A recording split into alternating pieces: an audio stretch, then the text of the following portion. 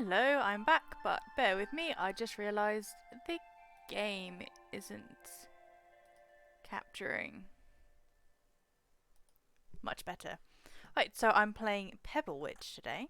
That's the link for Dandelions, which was a great game, but not the one I want to play right now. Where you at?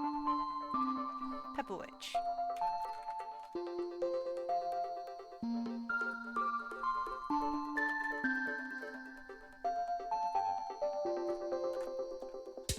Here's the link for Pebble Witch, which I'm apparently a witch, and I talk to pebbles. And that's all I know. Let's go!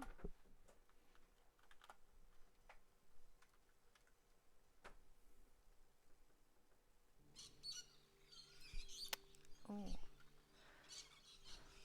Left, so WASD, arrow, spacebar. Oh, well I like... Train is approaching platform 2. Oh, the train approaching platform 2 is an unscheduled train. All passengers, please ignore this train and remain behind the yellow line. Oh, look at me! Look at me! I like this kind of, this art style. It's cute. I'm gonna turn that up a little bit. Tell me if the audio gets too, like the game audio gets too loud. Or if it's too quiet or whatever. No, I can't get over there. Right.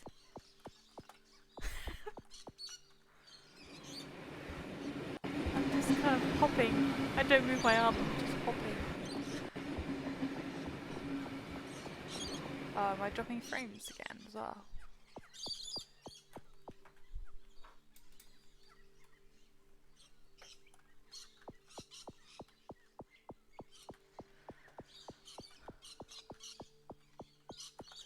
I need to find me some pebbles.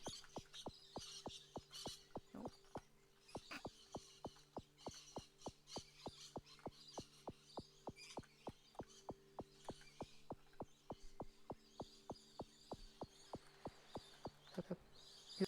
Miss Oolong, Mentor Oolong.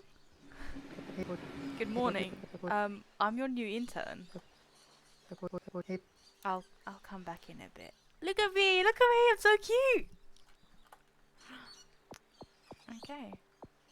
These are rocks. Do these count? Oh, okay. My little Pebble Witch! You made it! Yeah, I was trying to talk to you. Hi. Hello.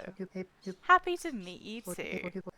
I'm sorry I ignored you. I was deep in some gossip from 20 kilometers out to sea. One igneous cooled down and solidified 200 years before the others. Hugely disrespectful. Oh, we have to get started. Already? No introduction or lecture or anything? School is done, my little Pebble Witch. Your role is now to have a good sit and a good listen. The soil is a little uneasy. You should find out why. That's a good first day. Okay. I've placed some ley stones around for you. They'll help you focus your hearing spells. I've never done this outside the school garden. You'll remember your listening teacher as soon as you see the ley stones. Oh, well, there we go. I found the ley stones. Oh, yeah. This was the lesson when the teacher was all, before we can listen to the stones, we have to learn to hear them. Oh, and this was the lesson with the overalls. Oh, wow. Cast this hearing spell while standing on a ley stone to find rocks with something to say. Wow. Found him gave my teacher. Hold.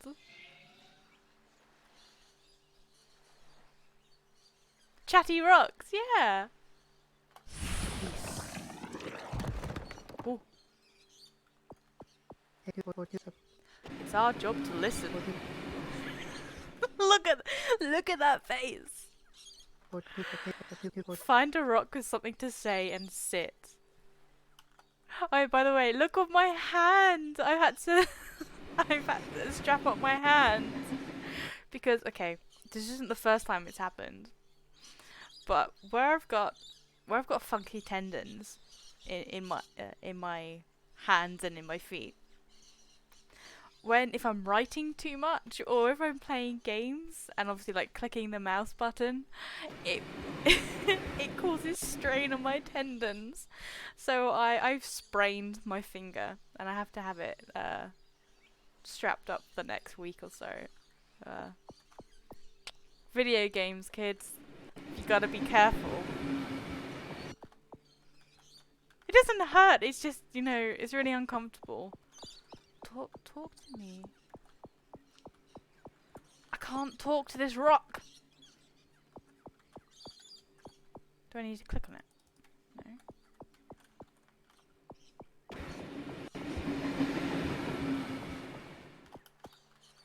Well, they're very quiet, I guess.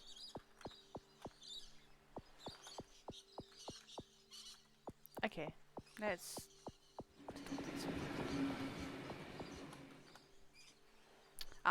right. Cool. I feel like I'm being weathered. What's a good voice for a rock? It's eroding my soul. It's a tough life being a rock.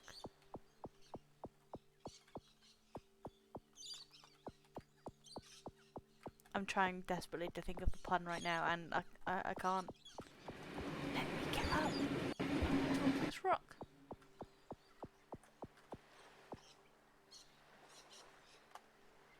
Oh, I just need to press it once. Right. I feel a bit stiff. Perhaps it's stress. So much changing weather at the moment. I never know if I'm wet or dry. And my best friend for 20 years was pushed away recently. Not too far, but it's been enough to impact my state of mind pretty significantly.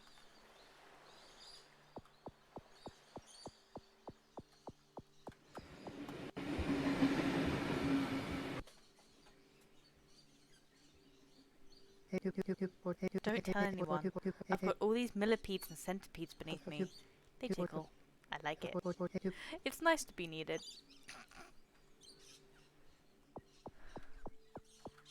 You're a funky little rock, you sure are. Oh my gosh. Is it? To go back to Playstones. Where's my teacher gone? They've buggered off!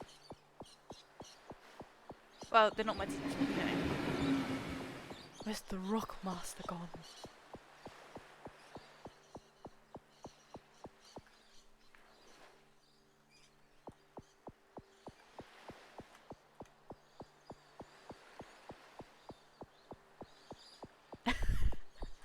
I go so slow. Look at me, I don't move my arms. Let me in. Ooh, another laystone.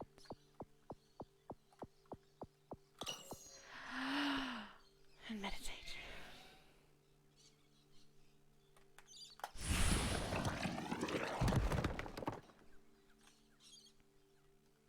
Oh, it's a big rock.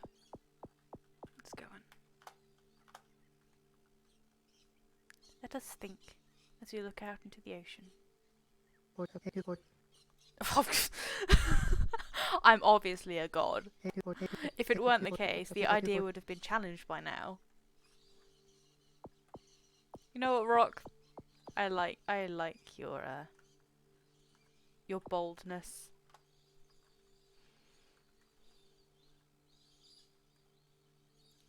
You could also be a boulder. I'm sorry. Any day now. Any day now. Any day now.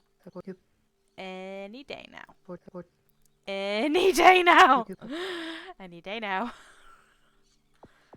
You seem to be a bit impatient. Are you waiting to fall off? Are you waiting to get bigger so you can become a god too?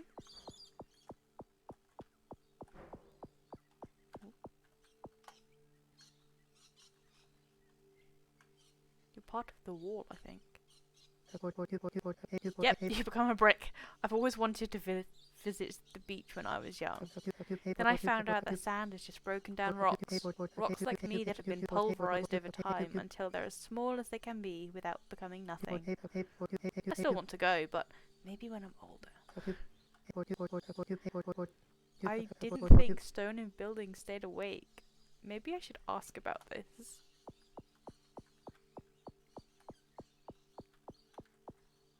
Yeah, that seems a little bit depressing. Yeah, it's kind of messed up. Like, they're just kind of trapped there. Alright, ready? Yep, ready. Okay. Grubs, soft. Leaves, soft. Ants, hard. Birds, soft. Spiders, soft. No, they're hard. Hard! What? The other day I just saw a bird, soft, eat a spider. Soft! No, they have exoskeletons. Exoskeletons. Hard. Moving on. Me? Hard. You? Hard. Ha ha! Here's one. The world. Whoa.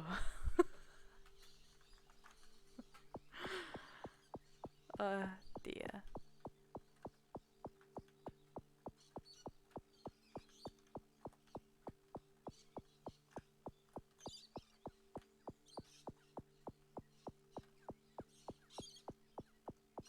Did I just...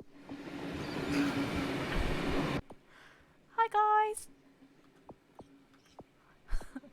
Hi!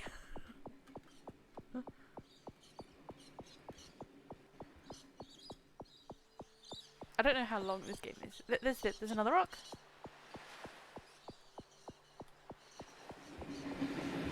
To talk to rock, one must become rock.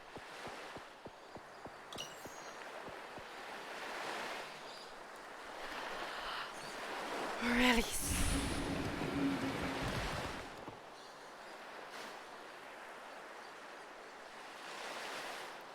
I think it's just those two.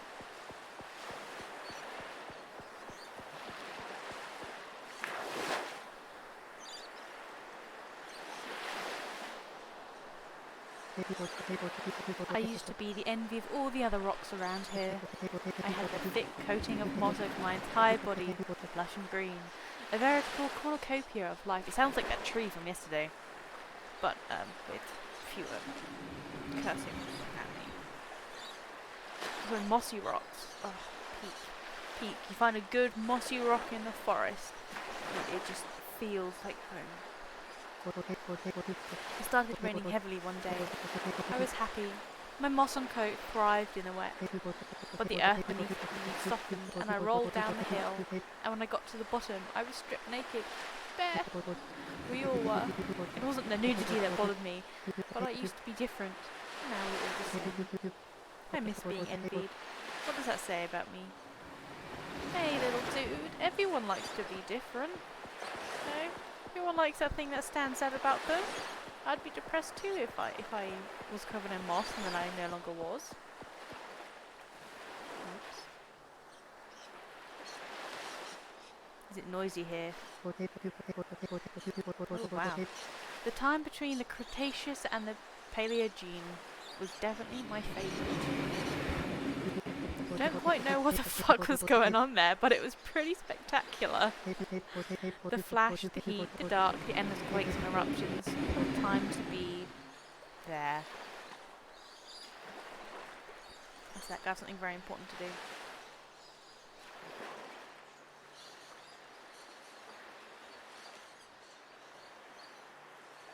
This will be worth it, I promise.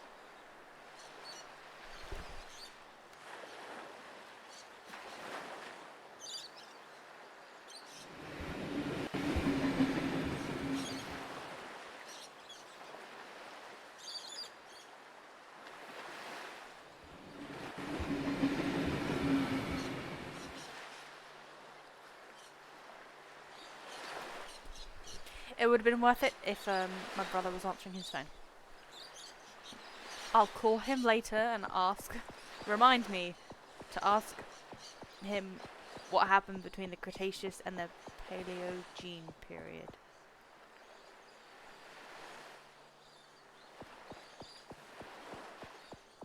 He's a paleontologist, that's why it's significant.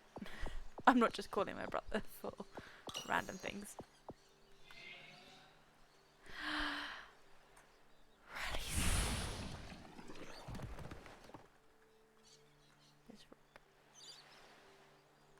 See, I'm called a Pebble Witch, but these are straight up rocks.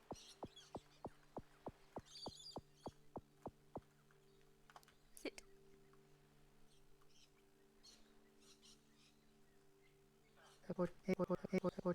I mean, it shouldn't even bother me.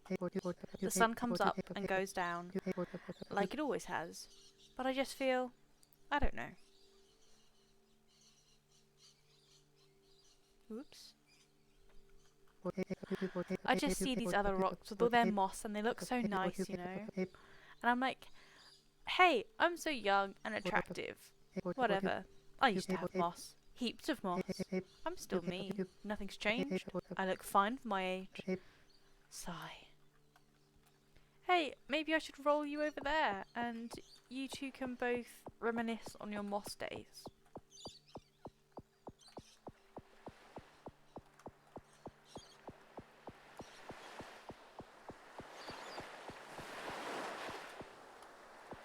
I'm gonna sit on you. Okay, talk to me.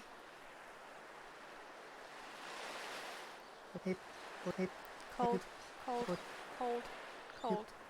Oh, the sun! Ooh. Yes, yes, please, yes. Ah, warm, so nice. Warm, warm. Hot, hot, hot, how, ow, how, hot. God damn it, hot.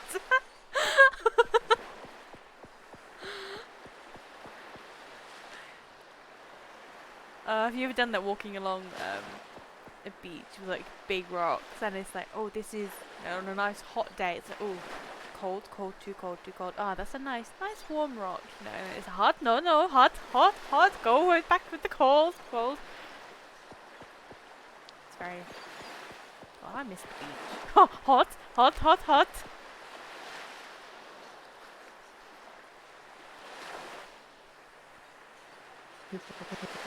Wind, wind, wind, wind, wind, wind, wind, wind, wind. Rain. Wind, wind, wind, wind, wind, wind, wind, wind. Rain.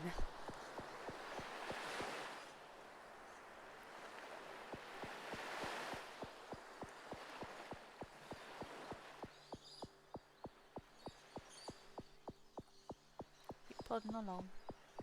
No, I've been to that. Those lay stones. Ah, there's the next one.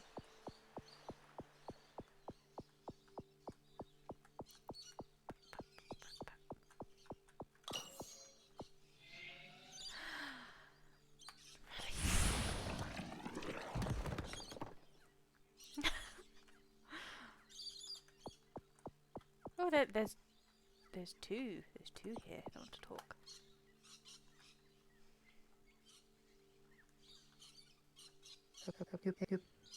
Would I have been rounder? I guess the water would have let me be taller. What shape was I meant to be? I'm sitting here in this nice sun. I think I warm well, and I know that the grass here appreciates that. But I was never meant to be like this. What shape was I meant to be? What should I look like? What shape was I meant to have? What would it have been? Sometimes a stone requires close listening to recognize its unresolved trauma. But sometimes it's right there. Oh boy, this is it. Right there. I need advice. Oh, poor... I think I need to go see my teacher before I can help this poor rock. Erosion's tough, little buddy. Ah, nice day. I'll never get sick of this view. Look at that. Yeah. That's a nice view. I'd be happy being a rock living here. You don't get that sort of view everywhere. No siree. Couldn't have asked for a nicer day. Hear about Margaret. She'd would have loved this weather. Screamed when they took her away. Shame. Yes, sirree. That's quite the view. What happened to Margaret? Please tell me Margaret was another rock.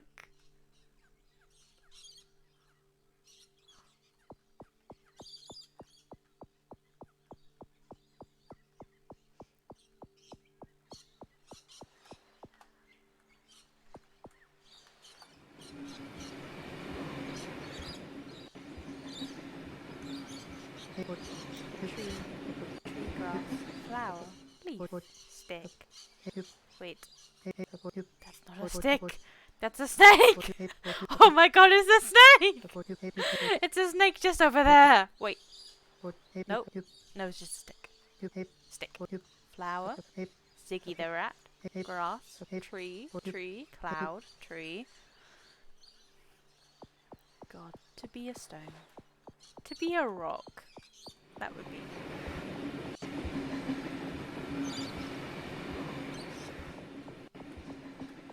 Can I go in these? No, I can't. They're just funky little shops for looking funky. Oh, there's our poor confused rock. Oh my god, I can't see.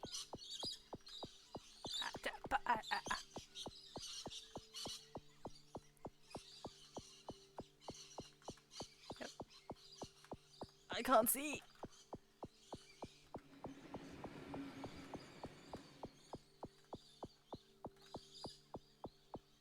I need to find my teacher. There's a rock in distress.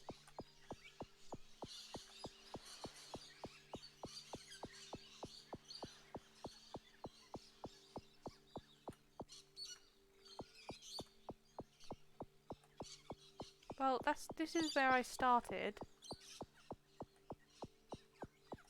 There's my mentor. Help me. How goes the listening? I explain. Ooh, that's the big one. You say the rock cracked itself. That's distressing. It's distressed. You know what to do next? Try a meander charm.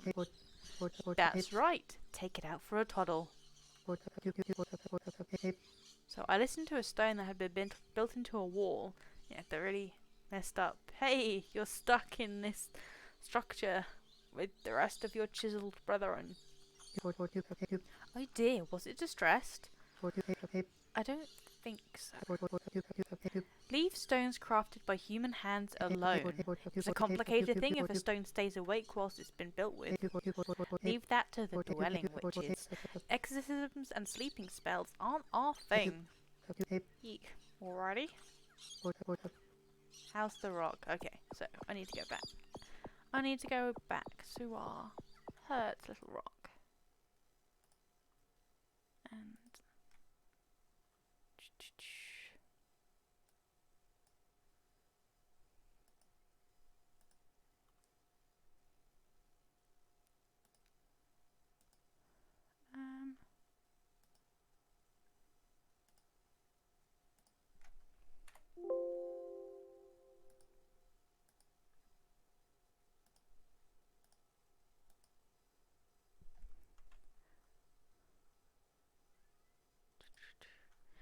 don't mind me. Technical difficulties, as usual. I also have a new mic turning up today, so you don't have to listen to my crackling constantly. But that does mean you will have to listen to another, like, 5 streams of me figuring out how to get it to work. Right. Often the best way to deal with unresolved trauma begins with being heard. Take them for a walk and be there for them. Just let them talk it out. Sir, this is a rock. I'm not that strong. Let's hope your instructions stayed with me as powerfully as your gardening shorts. Oh, can I take a walk? I get a charm. I'll do a charm. Please let me get you out of your head for a moment. God, look at me. I wish I looked that good. With warmth I weave this charm. Take just one moment.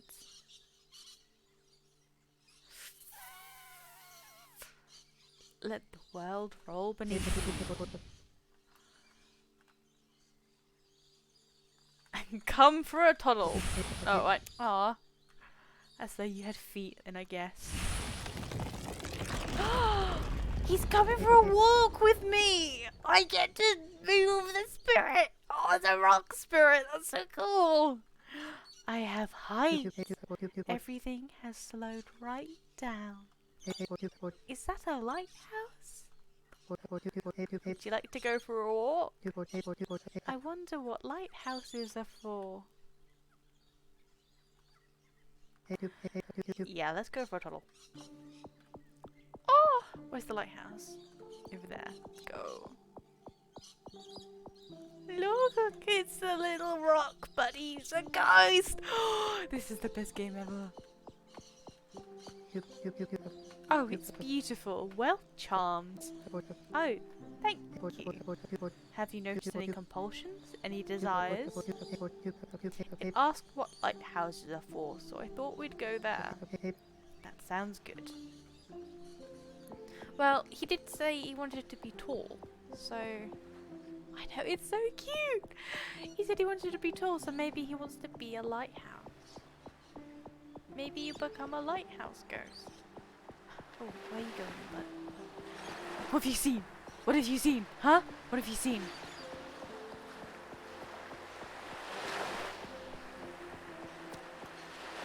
I'm calm.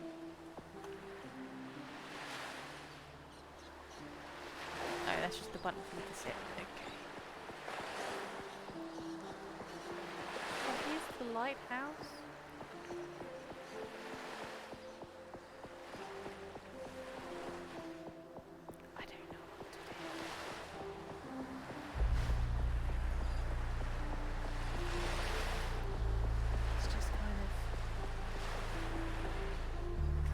Look at that face! Look at it! Oh. If only there's a way I could zoom in.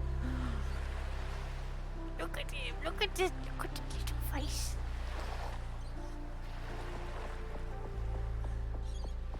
Alright then, I guess I'll just leave you there.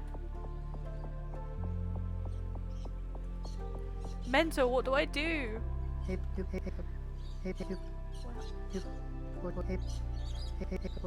Yes, he wanted to go see the lighthouse, and that's the lighthouse.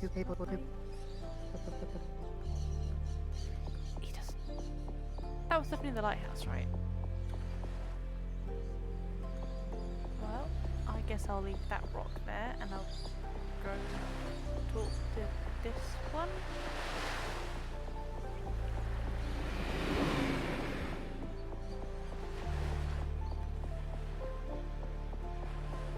He's still over there.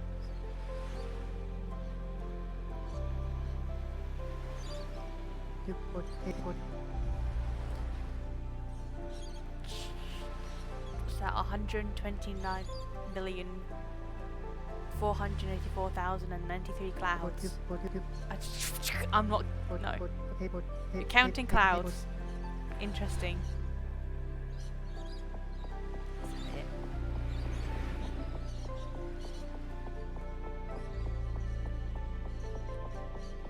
There was just houses up here. It's definitely the lighthouse down there. What does my ghost buddy want? So I forgot I had coffee.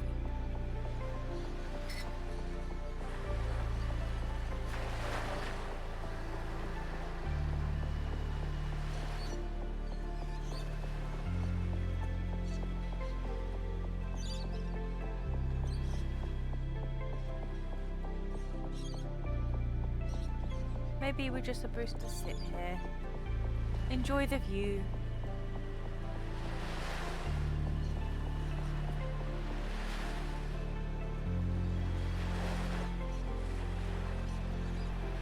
I'm here for you, little buddy.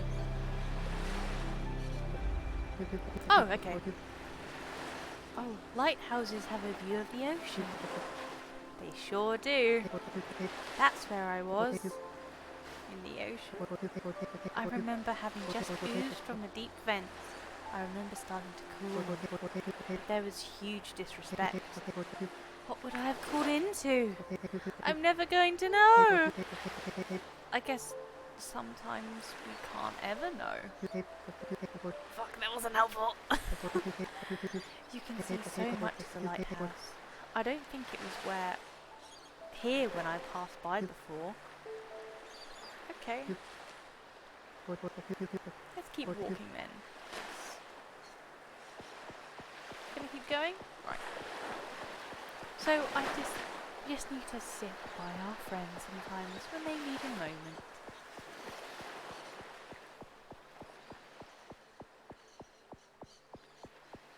Do you want to go anywhere else? It's like taking my dog out for a walk. What's up, Bunny? Where do you want to go? He's not here. I wish he was here. I get to see him again this weekend. I miss my boy. Yeah, well, he's now inside the lighthouse. Go back.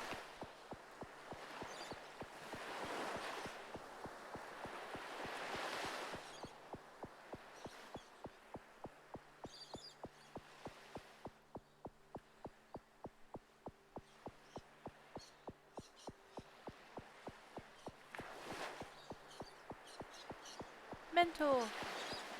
We spoke about the ocean. Where are you off to now? Oh, you done 10? What kind of dog do you have?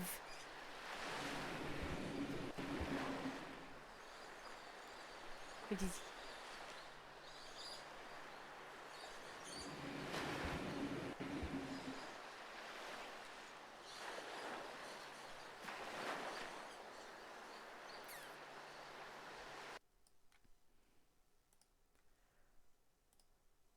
I'm doing something very important yet again.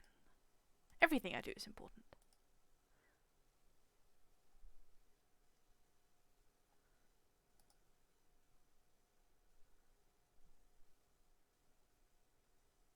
I'm getting a picture of my dog.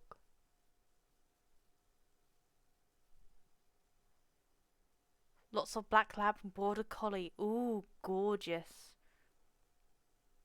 Yeah, Barney's got black lab in him. Oh, there we go. A perfect Barney pose.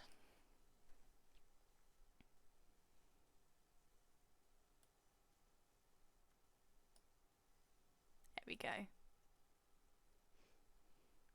Please enjoy Barney taking over my bed.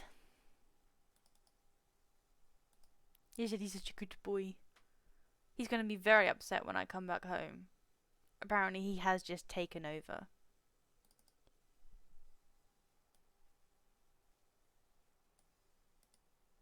There we go.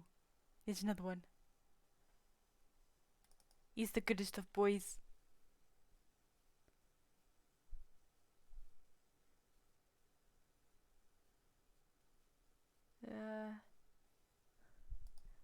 He is such a good boy.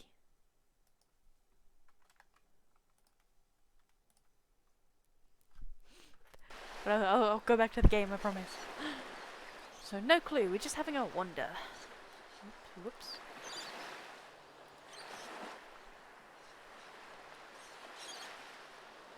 Okay, well the game has stopped.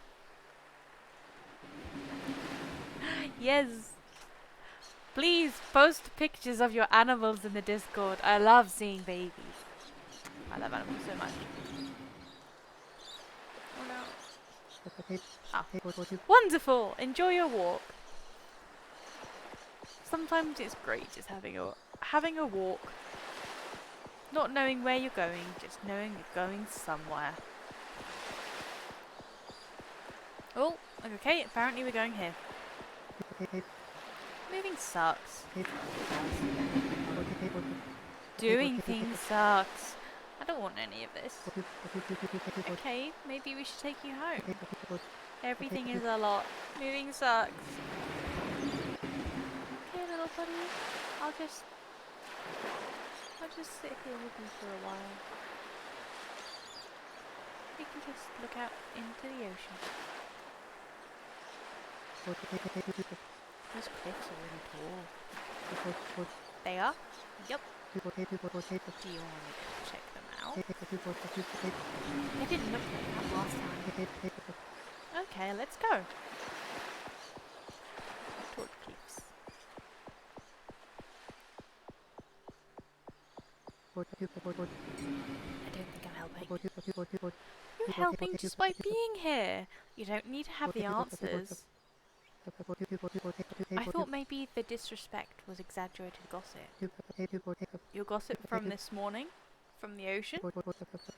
I had assumed Little Quake was all the catharsis they needed, but it sounds like it was bigger than that. It sounds like a tsunami threw your friend up onto the land here. A tsunami? Here? In Kiam? Is Kiama a real place? Kiama. Kiama is a real place!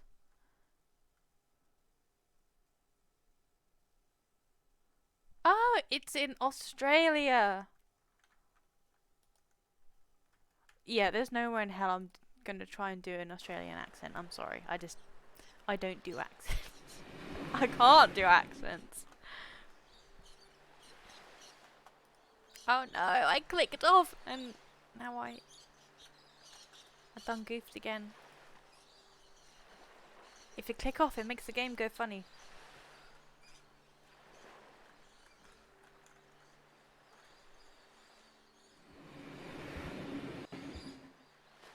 Just gonna have to wait a minute for the game to catch up and realise I'm back. Shrimp something something Barbie. Yes.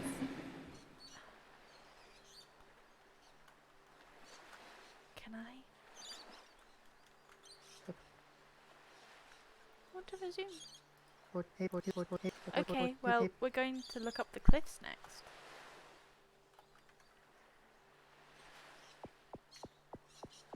Let's go up the cliffs. Gosh, I want to get back to Australia. It's lovely. Well, I wasn't really in Australia. I was in Tasmania, but it's gorgeous there. Oh, these cliff stones are so tall. They were never this tall before. It's hard to see them from above. Okay, I'll take you down to the base. Let's go. Methinks you just want to be tall, little buddy. And that's a mood.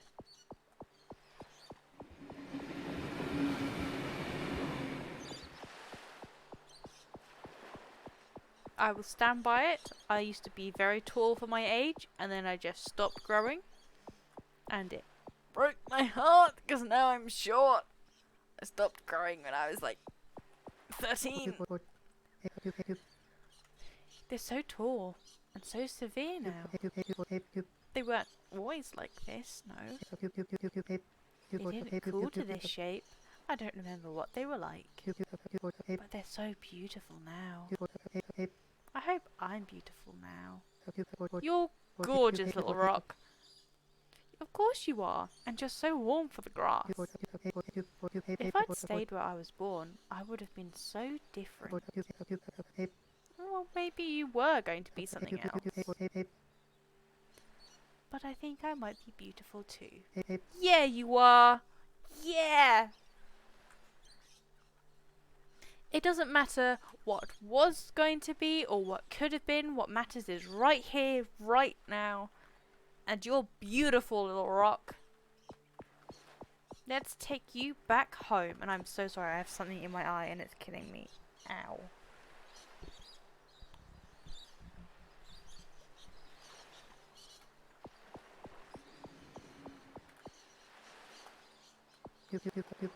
How is our friend? It's gone quiet. Oh, but it has been consistently chatty up until now. Oh, so chatty. Maybe take it back to its body and see if it's ready. Let's go, little bud. And hopefully you're happy in yourself now.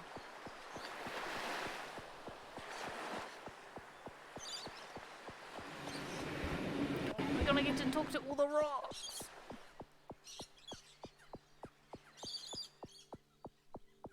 I feel like I'm rushing to get you back. I'm not. I want to hang out with you more. How did you like your walk? I think walks are a lot. I don't think they're for me. Oh, I'm sorry. Maybe I shouldn't have cast the charm? I have grasped warm. I'm not so certain that I should do anything else. Well, that's lovely to hear. And yes, that listening teacher is super attractive. Excuse me?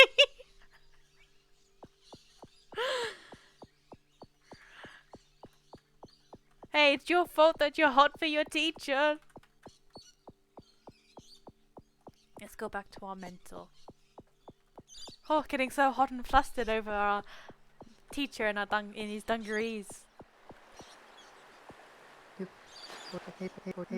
soil here has a profound and frankly inspiring sense of community. It really is, doesn't it? And it sounds like it's chilling out. Success? The rocks need to be heard. But can the rocks hear us? Not really, but yes, it's hard to say. Why do you ask? No reason. My friend seems much more at peace now. Yeah. That's wonderful news.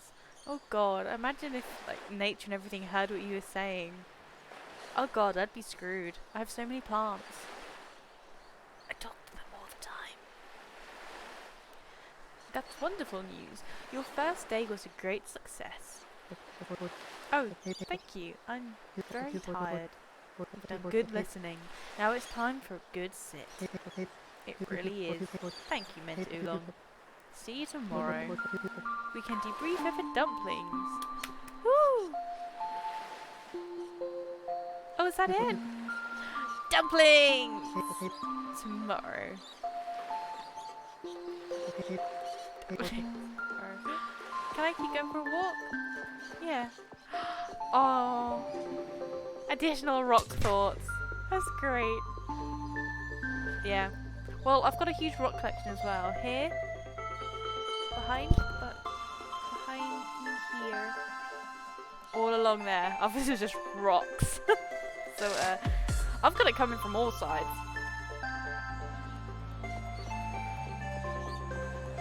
Thank you for playing. Thank you for making this game. It was super sweet and utterly adorable. A game by Fuzzy Ghost. Right, I'm gonna put the link for it in chat again. I think it was like $3, which was £1. But it's also part of the Queer Games bundle on itch.io. Definitely check it out. I know it was only short, but it was really nice. I love the style. The music's super funky, and I just love the idea of going around talking to rocks. You know, you always hear about forest witches or sea witches. Where are my rock witches at?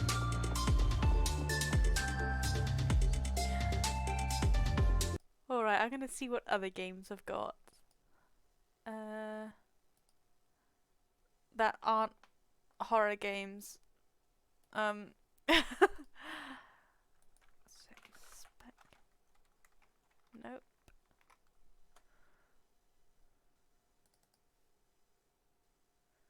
Played you.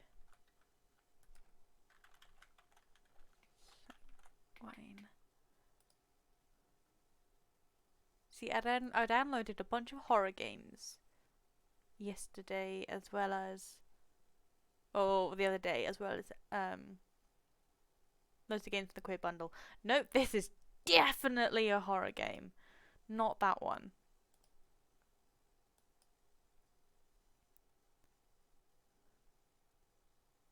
The bundle has been fantastic. I'm gonna put my background music back on last time. I'm gonna leave you guys with a nice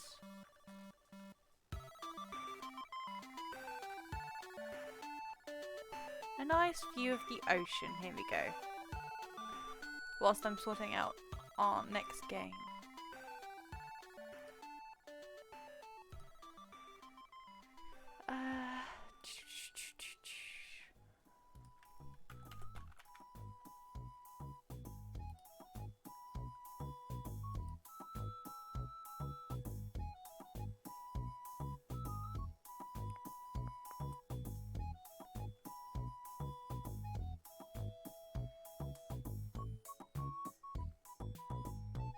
Which one are you with? YAGS.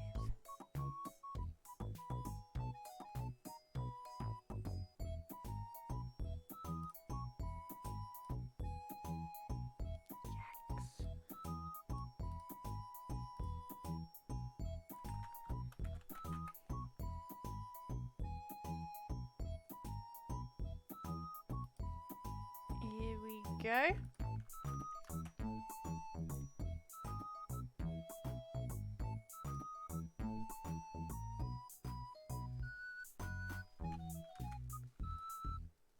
Bye.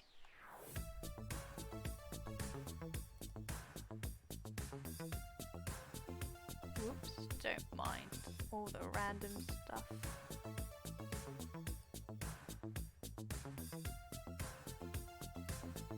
I have up there. Would the game like to load, please?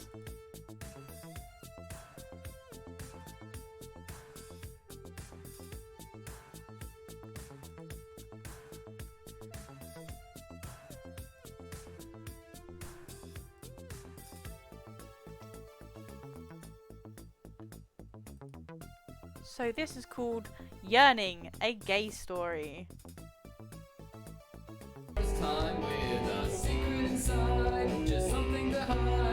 Yeah, I've got Night in the Woods. I'm planning to do that later. I want to get through some of the smaller games that I got from the bundle first. So no, Night in the Woods can take a while. So that would be like a proper playthrough stream. I really hope it's gonna get me DT. But so, Yearning, a Gay Story. Apparently this is like a dating simulator type of thing. Or like a visual novel dating simulator.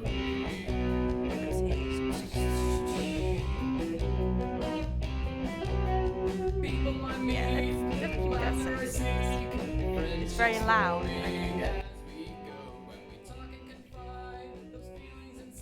How's that? Still loud?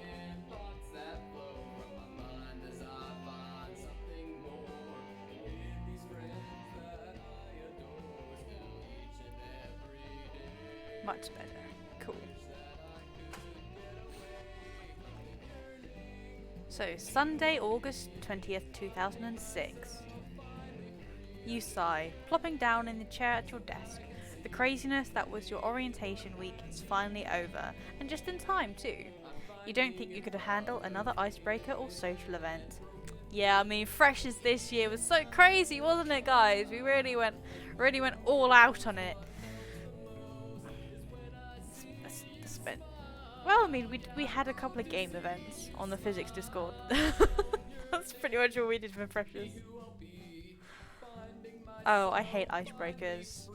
I'm just like, hey, chuck us all in a room together and just go crazy. You know? So you come out at the end of the night and you're all best friends, otherwise it's just awkward interactions sitting around a table going, hi, I'm so-and-so, I like so-and-so. This is some really weird music. A little bit more.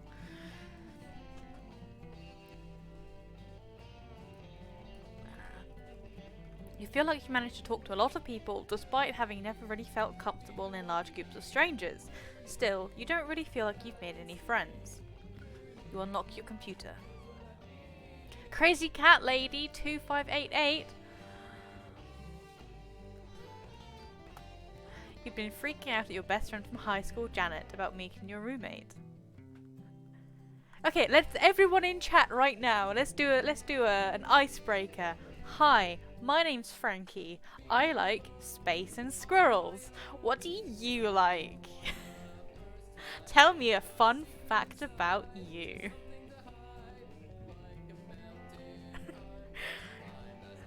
go! You started this!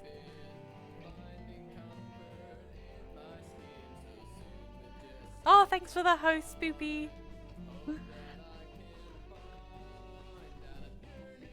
So apparently your intended roommate has switched schools during the summer, so the university changed your housing plans last minute and assigned you to a room in one of the upperclassmen doors. Your new roommate was showing up later than all the freshmen. You like chocolate way too much. There's no such thing as liking chocolate too much. Chocolate is good.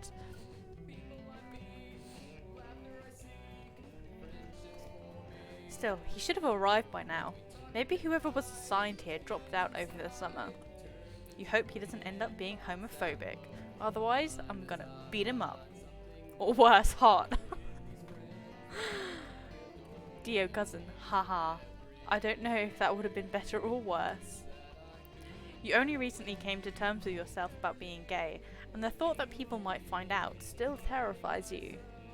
Janet was the first, and so far only person you've told. You find it a huge relief to have someone to talk to about things. Or to freak out to.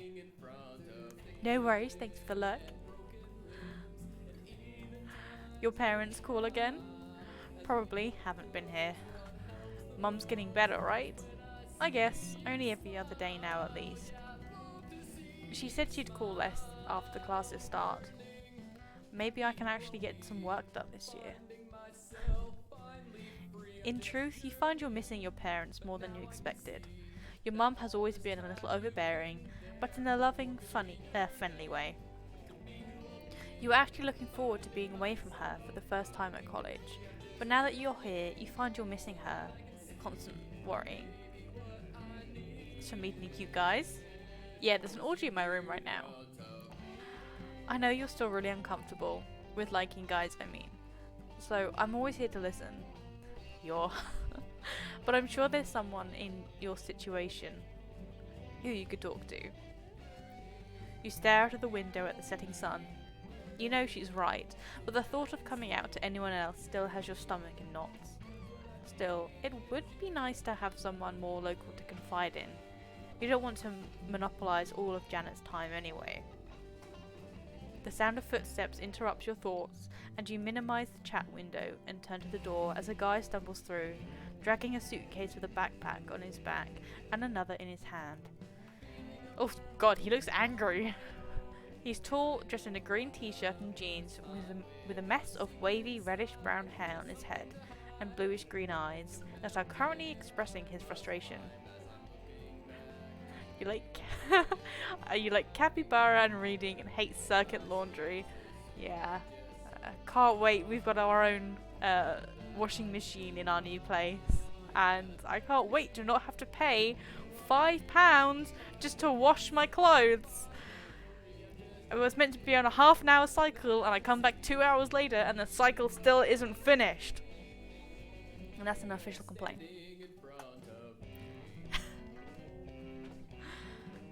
I'm just gonna greet him. You smile and hold up your hand. Hey, I'm interrupted by a thud and a swear, as in the process of maneuvering through the small door frame, his arm and the backpack off it collide with the door. He drops the backpack he's holding, shrugs off the one on his back, and rubs his arm. Shit, these doors are so narrow. He brings the backpacks in individually, setting them on his bed before dragging the suitcase in. He opens the one he was carrying in his hand and pulls out a laptop, opens it and pushes the power button. You can see there's a crack across the screen, but it starts booting up anyway. And of course I cracked the screen too, because what else could go wrong today? Maybe I should have offered him a hand instead. Okay, he smiles, he's not angry at me, that's fine. Hi. He walks over to you with his hand outstretched. I'm Adam. Introduce myself. You shake his hand. Hey, I'm Frankie. What's my name?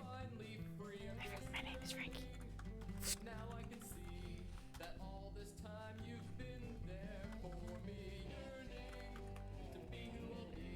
Frankie. Why did you ask my last name? No.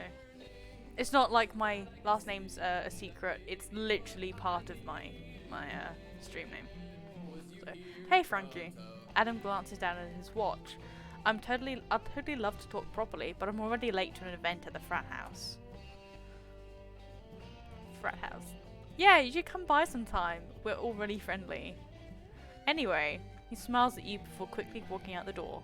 I'm glad we don't have frat houses and things like that in the UK. It's bad enough having to socialise with lots of people anyway.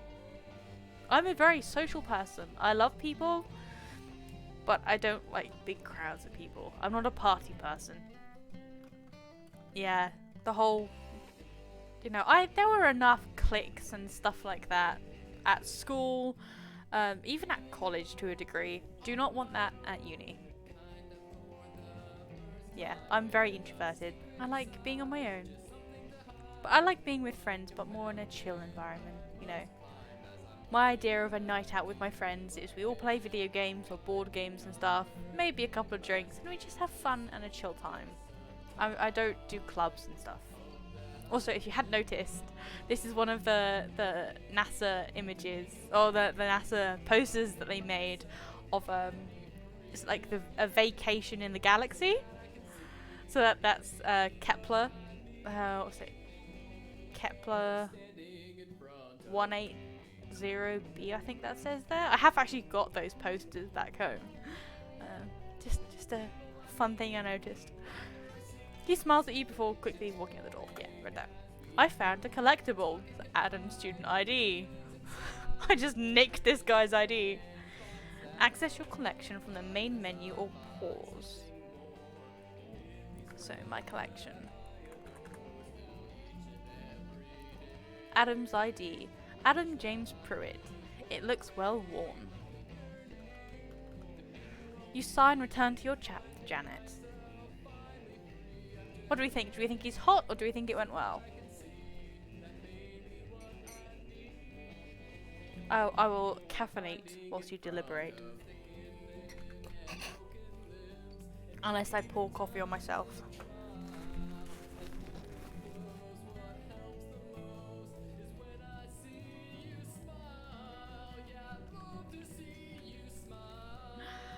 I'm just gonna go with that went well. Spill. You recount the past few minutes to her. Ouch. Hopefully it's fixable. Yeah, I should have offered to help. You glance over at the laptop still sitting on his bed. Yeah, it doesn't look too bad. Also, you should totally go with him to that frat sometime. Oh, jeez. Yeah, I wish. Oh no, he's hot. Keep it in your pants, Frankie. Never can. We're still quite a few hours away from midnight, but horny hours approach. It's midnight somewhere. You smile. You're missing her already. Anyway, I should go to bed. Class at 7:30 tomorrow. Yeah, don't miss waking up early for class either. Janet's a one-track mind. That's a good friend right there. If your friends aren't constantly trying to get you laid, you need new friends. I thought high school was bad for starting at 8. Oh god, yeah, imagine having a class that early. Saying that, I know some of the medics and all that lot have classes that start at 8 in the morning. And there's us in the physics department where all the lecturers are like, nah, we don't start until at least 10 because we're not getting up that early. That's one thing I do not miss. I miss you. I miss you too. You close the window and look around the room. Adam's laptop seems to have booted up okay, and is now showing the desktop. Despite the cracks running across the screen, it seems to be pretty usable, and the text is still legible. I'm not gonna snoop! Yeah, no, that'd be a great way to start off your relationship with this guy. Exactly, you don't snoop. You get up and close the laptop lid, hoping it'll put itself to sleep instead of running out of power. Oh yeah, well, for the first half of the year, like at least first term, I would get up when my lectures were due, and I'd watch them live, and I'd do all that, and then I realised term 2 that I can literally just watch them whenever I want because they're recorded, and that didn't, I procrastinated a lot. Yeah.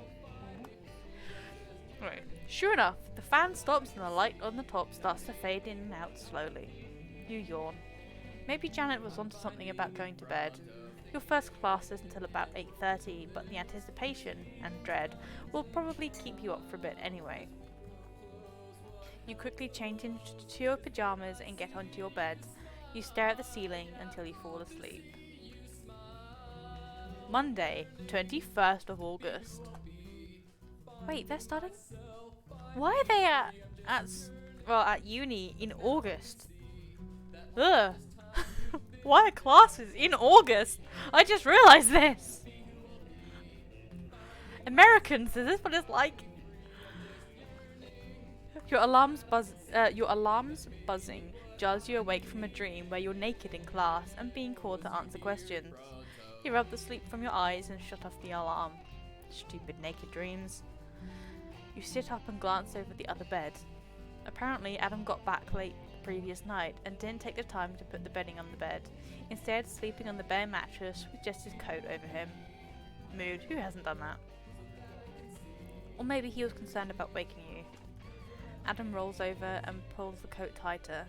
You catch a glimpse of his bare chest. Oh, I'm blushing.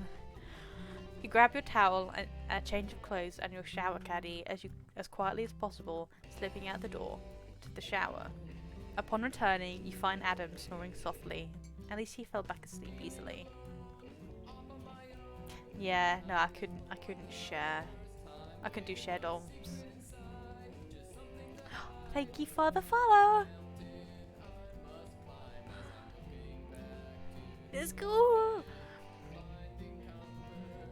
Yeah, I mean, I've done dorms before, back when I was like 10, but if it was for a weekend or a week or something, I could absolutely just chill and, it wouldn't bother me. I go camping and everything. It doesn't bother me sharing another room. It doesn't bother sharing another bed with a person, if you're bunking with a friend or something. But just being shacked up for like a year at least with a stranger, can't do it. No, he's still asleep. I'm just gonna head to class.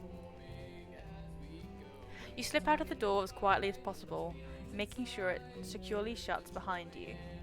Well, here goes nothing. You head down the stairs and towards the first lecture of your college career. Still Monday. Oh, so I literally don't leave this room. Yeah, stream's going well. This is the second day. Second game? Yeah, this is only the second game we've played this one. I'm getting confused from yesterday's and the day before's. And we only just started this one.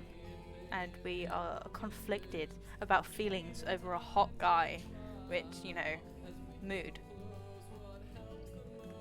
Pebble Witch. I love that game. Oh, I want to play it again. So you walk back to your room, class is over for the day. You weren't sure what you were expecting, but it seems like every class used the first day for introductions and presentations of a syllabus. At least I don't have any homework. You pause at the door to your room, fumbling for your key. When it suddenly opens, Adam, and a towel around his waist and a small bag of toiletries in his hand, almost runs into you on the way out. Oh, hey Frankie! You glance over his bare torso, his chest covered in a coating of reddish hair. He's pretty fit, hints of abdominal muscles framing the trail of hair that leads downwards to the towel. I was just going to shower. How was your first day back? It was good, except it was actually my first day ever. I'm a freshman. Oh god, that's the creepy smile. He grinned, slapping you on the back. Welcome to college then. I'm going to shower. You want to grab some food when I get back? Sure. Sounds good. Awesome, back in a bit. You drop your backpack off on your bed and unlock your computer. Janet doesn't seem to be online yet. You check her class schedule and remember that she has classes throughout the day and wouldn't be back for a while yet. You count your blessings for having your classes as a reasonably solid block, with a break for lunch. I survived. Actually, it wasn't bad at all. Hope your day is going well, although I would hate to have your schedule. You start rereading some of the syllabuses from your classes. It looks like several of them have all of the homework assignments for the semester already listed, and you already have the textbooks. Would be useful to get a head start on all of this before classes start getting busier. I never used AOL. I was a MSN Messenger. Unless that happens to be the same thing, in which case I did. Your thoughts are interrupted by Adam walking back into the room. His hair is damp and he seems to be wearing nothing but the towel again. Well, at least he's wearing the towel. Sorry I left so abruptly last night. He rummages through his dresser. My flight was delayed and it was a long bus ride down here and I had to make a meeting. Yeah, I hope you didn't not unpack stuff because of me. He turns to you, holding up a pair of boxer briefs and looks confused. I mean, I went to bed early because I didn't know what else to do, and I saw this morning you were sleeping in an unmade bed, and I just worried that I made you feel put out or inconvenienced or something. Oh god, no! This is all of my anxiety happening in real time, and no! I'm sorry if I made things weird or hard for you, especially after the annoying trip here, and please stop talking! He laughs, slipping on the underwear before removing the towel and rubbing his hair with it. Oh no, nothing like that. I got back pretty late, and I wouldn't have wanted to unpack then, even if you hadn't been asleep. He grabs a pair of pants from the dresser and pulls them on. Is it really awkward just kind of standing here and watching this guy dress? Like, glad you think I'm that considerate though. I'm only in this dorm because my housing plans fell through. He grabs a shirt from the dresser and pulls it on, before attempting to comb his hair with his fingers. I was supposed to stay with my friend Carlos, but I guess they did some work on the house over the summer. The room we were going to stay in was turned into a single. Carlos is a sophomore, and well, I'm a junior now, so I figured he should have it. I don't know what these words mean. I guess if I hadn't done that, I wouldn't have met you. His friendly demeanor, at least, puts you at ease. I'm a bio major, well, pre-med, but they don't have that here, and biology seemed to be the closest. What's a CS major? One of the geeky smart kids. What's a CS major? My brain goes to criminal science. CS major.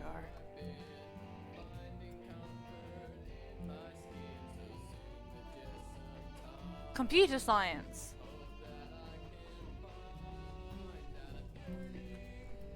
Yeah, alright. Well, my backup to physics was criminology and analytical toxicology, so my brain goes that way. My brain goes to forensics. Anyway, let's go to the yard. I know it's a little early for dinner, but hey, they have some pretty excellent pizza. You nod, following him out of the door before pulling it tightly shut behind you. You arrive at the yard and are quickly ushered to a booth next to a red brick wall. Men you sit at the table, wedged between napkin dispensers. Pineapple jalapeno pizza, that's what we're having. That's a sin. Sounds interesting, but sure. College is the time to try new things, right? It's delicious. I don't believe you! Adam flags down a waitress and orders for the both of you. It is! I've had this argument so many times, okay? I'm in the middle of the pineapple on pizza debate. You put pineapple on pizza whilst you cook it because it gives a very nice flavour. But then you pick the pineapple pieces off before you eat it because pineapple is gross. But it's very good flavour. You put your dog. Wait, guys, this is more important than the stream.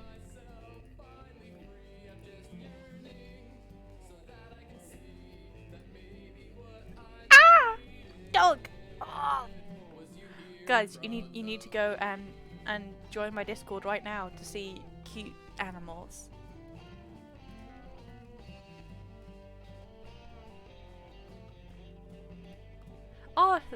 thank you. Sorry, I just popped over to the outreach crew and I saw that you were hosting. Thank you ever so much, Spoopy. I didn't notice. Sorry. Right. Just realised that they don't take the meal plan here. I assume you're on that. I don't know what that is. Don't worry about it. I got it. He folds his arm across his chest and stares into your eyes. So tell me all your deepest, darkest secrets. You wonder if it's just his friendly demeanour, but somehow the prompt makes you actually consider telling him. After all, you do have to live with the guy for the next 9 months. You can feel your heart pounding in your chest and try to steel yourself. I'm a serial killer and you're my next target. You hit yourself internally, vowing to take the next good opportunity to come out to him. Beta, you met the guy last night. Hold your horses. He laughs. I guess I'd better watch my back then. Get one of those stab-resistant bedsheets or something. He looks away, suddenly serious. Actually, my girlfriend just broke up with me. I guess it was the distance or something. He laughs, seemingly at himself. Poor buddy. Sorry, I don't know where that came from. I'm sorry, bud. He smiles at you. Yeah, well, it was probably overdue anyway. It's not like we ever saw each other during the year, and this past summer I was working and spending my spare time studying. He sighs. She meant a lot to me. Means a lot to me. And I never gave her the time she deserved. Oh no, look at his pouty face, don't cry. His thoughts are interrupted by the arrival of a large steaming pizza covered in yellow and green. He perks up at the sight and smell. Dude, Adam, this guy's gonna kill me. He's the real serial killer. Look at him. And the pineapple and jalapenos. Sorry to make this all about me, let's eat. The pizza, despite the spice, is actually really good. Adam laughs at you as you flag down the waitress for more water, but it's friendly and relaxed. God, jalapenos are spicy. Get out of here. He tells you about his classes and hopes of becoming a doctor someday. You clamp your mouth shut and avoid talking to try and relieve the burning sensation. Before you know it, the pizza is gone and he bids you farewell, going off to meet some friends for a study group. You decide to head back to your room and get some work done as well. I found a collectible, a jalapeno. I'm going to treasure this. I've actually got a bunch of jalapenos in the fridge, which I need to eat at some point. Because my wonderful friend Emily gave me a bunch of clippings from her. She got some chili plants. So I have a whole bunch of chili plants back home, and I brought a load of my harvest up here with me because I like spicy food. So unlock your computer to find some messages from Janet, as usual. Yay, I survived too! But this schedule really does suck. Actually, I had a really good first day. Good. My roommate's annoying though, but yours seems awesome. He is, I guess. What is this I guess thing? Oh no, he is. You chat for an hour. You let her go when she insists she has to head to bed to wake up early again for the next morning. As you change and climb into bed, Adam returns. Hey, Frankie. He yawns. I'm pretty tired, so I think I'm just gonna hit the sack. Hope I didn't wake you. He pulls off his shirt and jeans and turns off the light. Night. You fall asleep pretty quickly. Tuesday. The rest of the week is a whirlwind of classes. You have a couple of meals with some random classmates, but conversation is always awkward. Look at this room! It's so untidy! You've been here for a week! Don't look at my room behind me. Doesn't count, I'm getting ready to move out. You ping some of the people you met during orientation, but they all seem to already have plans. Unfortunately, you don't see much of Adam during the week, other than briefly in passing in the morning or evening. He always seems to be in a rush to get somewhere. Apparently, he usually gets meals at the house, or so he had said one evening as he ran out the door, extending an invitation for you in the process. You always turn him down, not wanting to intrude, even though he insists it'll be fine. Friday. On Friday, you walk into the room to find him sitting on his bed, talking with another guy standing next to him. They both turn to you as you walk in. His friend is also tall, with medium-length brown hair and the beginnings of a beard. His white dress shirt is unbuttoned at the top, falling open and revealing hints of chest hair. Huh. I'm very picky, alright? Adam jumps off the bed and comes over to you, slinging his arm over your shoulders. Frankie, this is my friend Carlos. Carlos extends his hand towards you. You shake his hand. You shake his hand. It's hard and calloused, and his grip is firm. Nice to meet you, Frankie. I've now found Carlo's student ID. I'm just stealing these guys' ID, really. We're here to kidnap you for dinner at the house, and we won't take no for an answer. Unless you really don't want to go, we're not forcing you. Adam elbows Carlos playfully in the side. No, idiot, we're forcing him. Frankie, you're joining us for dinner tonight. Well, when you put it that way. Adam laughs. Great, let's go. You quickly message Janet telling her your dinner plans. Then the three of you head out the door and across campus. As the three of you walk together, Carlos turns to you. I'm also a bio major. Don't really have any interest in the stuff, but I had to pick something. Actually, that's how we met. He was my TA for Introduction to Human Anatomy. Once again, I'm gonna have to look up what this means, because I keep hearing it in like American shows and things. TA, American College. Over here, a TA means a teaching assistant. So I would have thought that the TA means they're like helping out teaching. But evidently not. What does it mean? What does TA mean? American.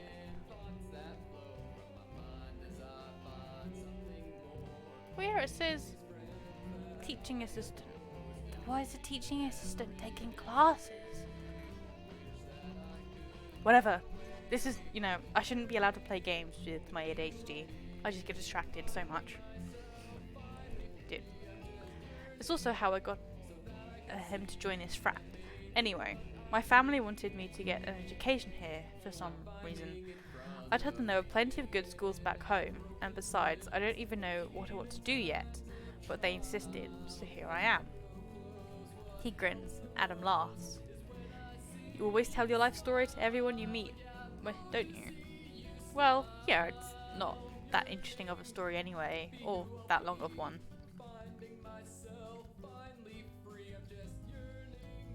Yeah, well, the graduate students who help with our labs, they're actually working on their PhDs.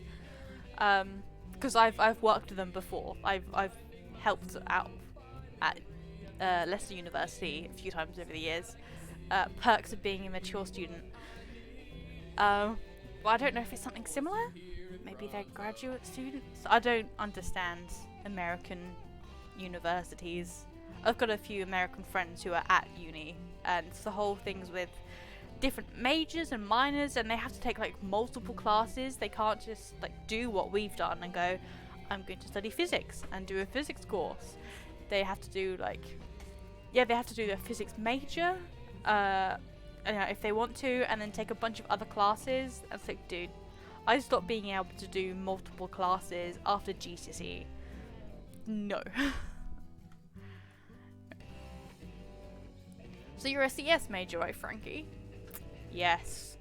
No, not further from the truth. I am very bad with computers. Oh, like Bill Gates. I can never do that stuff. There's good money in it, but I don't think I have the brains. Neither do I, Carlos. Neither do I. You blush. Adam playfully hits the back of Carlos' head. Oh, come on, you're embarrassing him. No fair torturing the freshman, that's my job. Ah, well, you're doing such a wonderful job of it. I do, normally. A great job of it. Carlos laughs again. Hey kid, this guy's taking a real liking to you, you know? Dude. I mean, he's always friendly and all, but you two seem to really get along. At least that's what he says. Dude, now you're embarrassing me. Adam shakes his head, but laughing. The three of you soon arrive at the house. You're not sure what you were expecting, but it wasn't this. A large multi-story brick building sits next to a large grassy square. Similar buildings surround the other sides of the square. A basketball court off to the side seems to contain a crowd of frat brothers playing a casual game.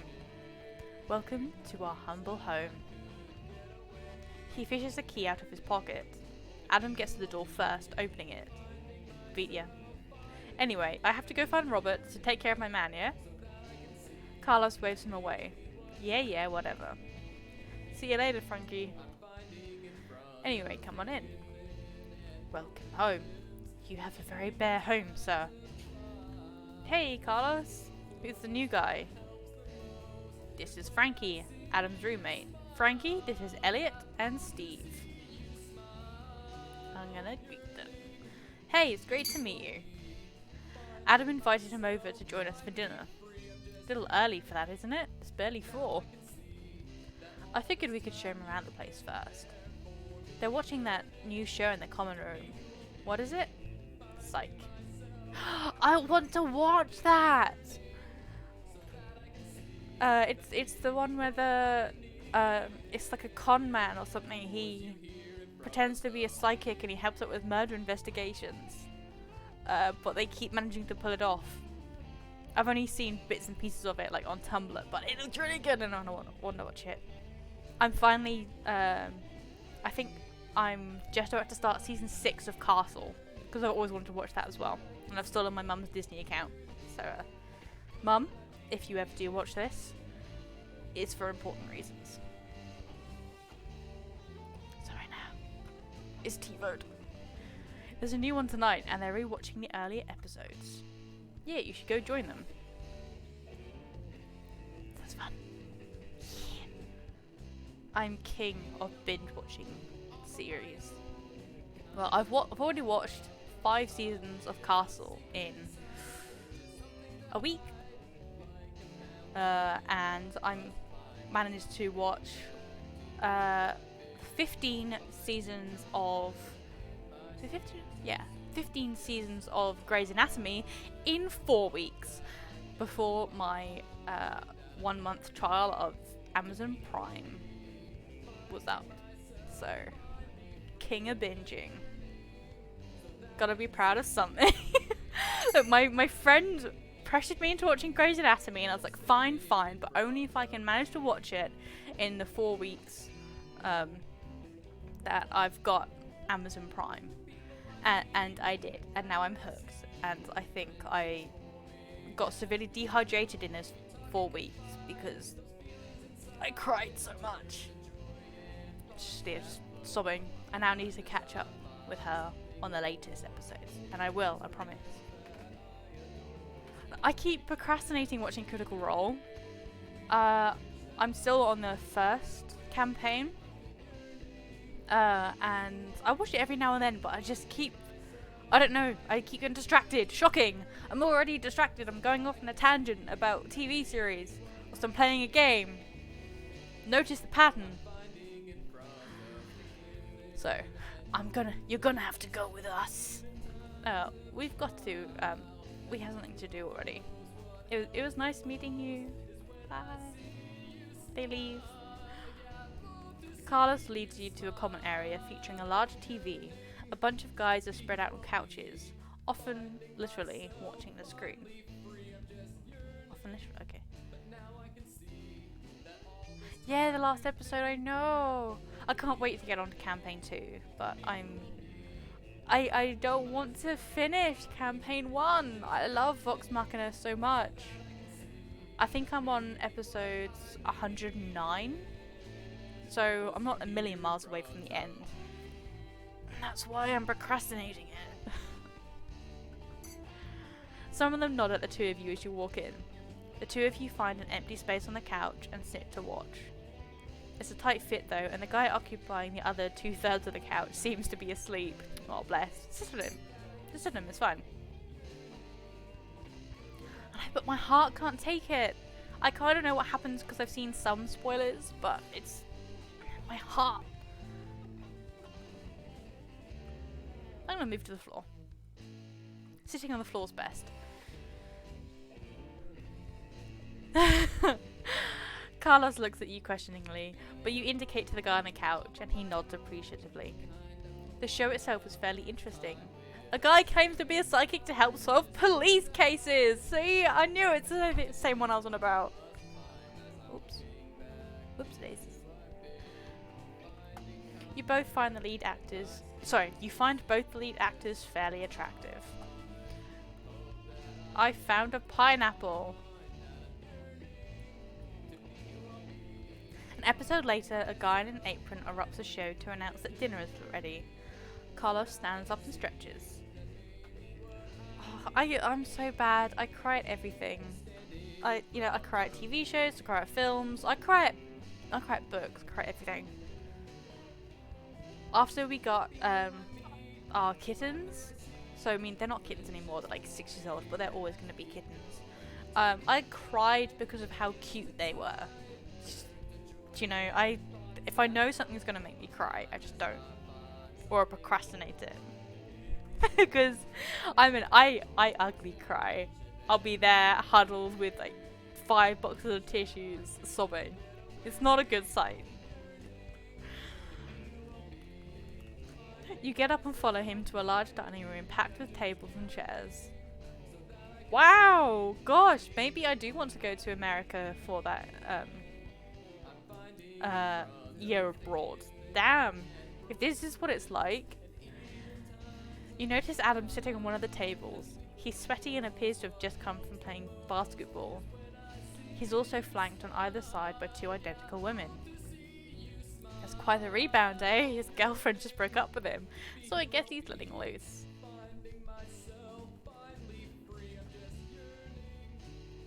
No, I cry at everything.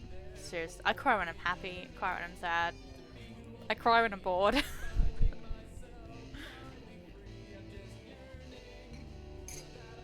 It's good. He's normally such a prude about sex. Actually, I don't know if he's ever had sex with anyone but Nicole. He doesn't really talk about it. But who can resist the allure of a threesome, eh? Anyway, I have to go find Elliot. You should join Adam. Adam notices you and waves you over. Frankie, come join us. You take a seat next to the woman on his left. This is Ashley, and this is Lee. Why would you do that? Why would a parent do that? No, she's Ashley. Right, sorry, this is Lee and this is Ashley. Actually, you were right the first time. So bad. I mean, if I was a twin, I'd absolutely get up to these kind of shenanigans, but it's bad. I would change my name. Lee shakes her head and Adam laughs. Anyway, this is Frankie. What? Why would... If I say their names wrong, are they going to acknowledge the fact that I've said their names wrong? Because it's spelt wrong here? But then if I say them wrong... It's like... How can you tell that I have spelt your name wrong in my head? I can't hear the difference. Well, suppose, like, the Leah, it's Leah. But, Ashley and Ashley is the same.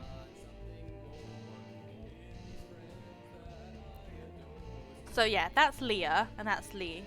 Or yeah, that's Leah and that's Lee. But that's Ashley and that's Ashley.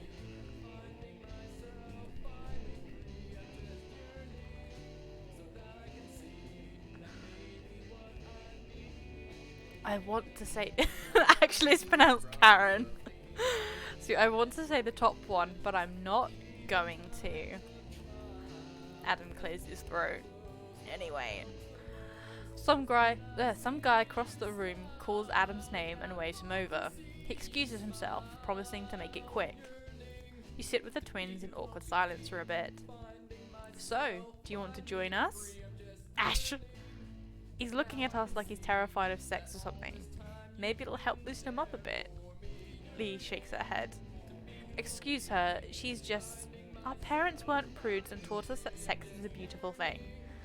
I think you also like it when people get us confused, especially during sex. Yeah, why have a twin if you can't have fun with it, right? Lee shrugs.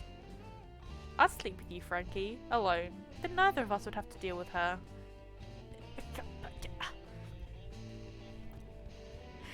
I don't get the whole thing of sleeping with twins, because then I'll be like...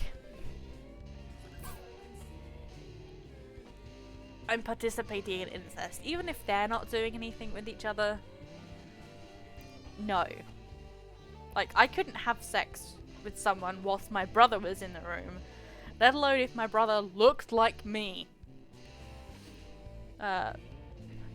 When my brother was at uni. Not him. But there was... because he stayed at home. But there's one of his friends who... his roommates were identical twins, both girls. And yeah, he hooked her up with them both. Not my brother, the other guy.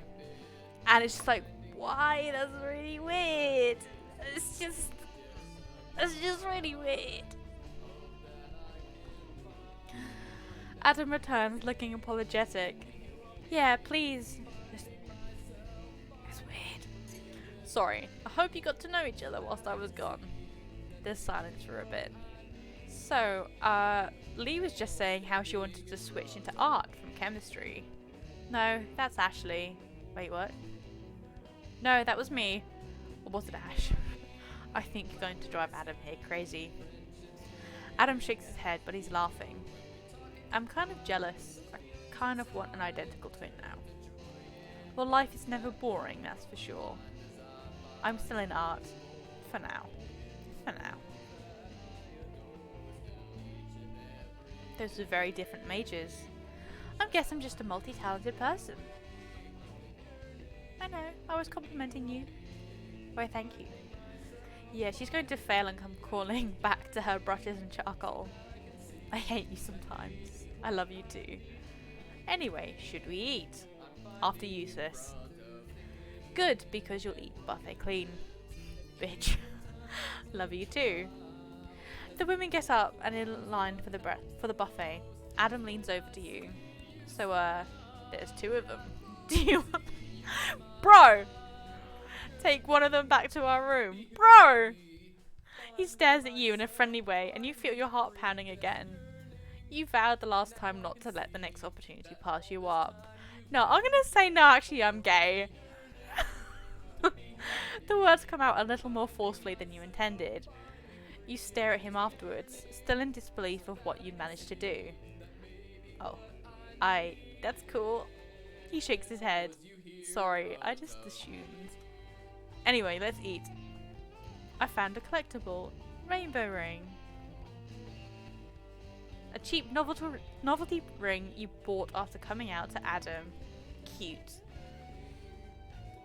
I bought some nice Pride merch the other day. It's just a couple of like t-shirts. The two of you follow the woman to the food. There's a good selection of items and everything looks a lot better than your usual campus selections. You decide on some chicken and green beans. It ends up being a pleasant dinner, both due to the food and the company. Lee and Ashley tease each other a lot, but generally seem to be friendly and personable. They also keep fawning over Adam and running their hands over his chest. This is weird. Soon afterwards you all finish eating, and Lee and Ashley stand. Shall we? Adam looks at you and leans over. Oh god, that's a creepy look. I feel like an idiot, Frankie. I feel like I've been so lonely since Nicole broke up with me, which is dumb because I never spent much time with her anyway. I mean, we're not even in the same state right now, so it's not like that was unexpected. I don't know what I'm doing right now with them. It seemed like a good idea at the time. You don't have to go, you know. You know what? You're right. Let's just go back to the dorm. We can play some Tetris or something. Have you heard of this thing called Tetranet?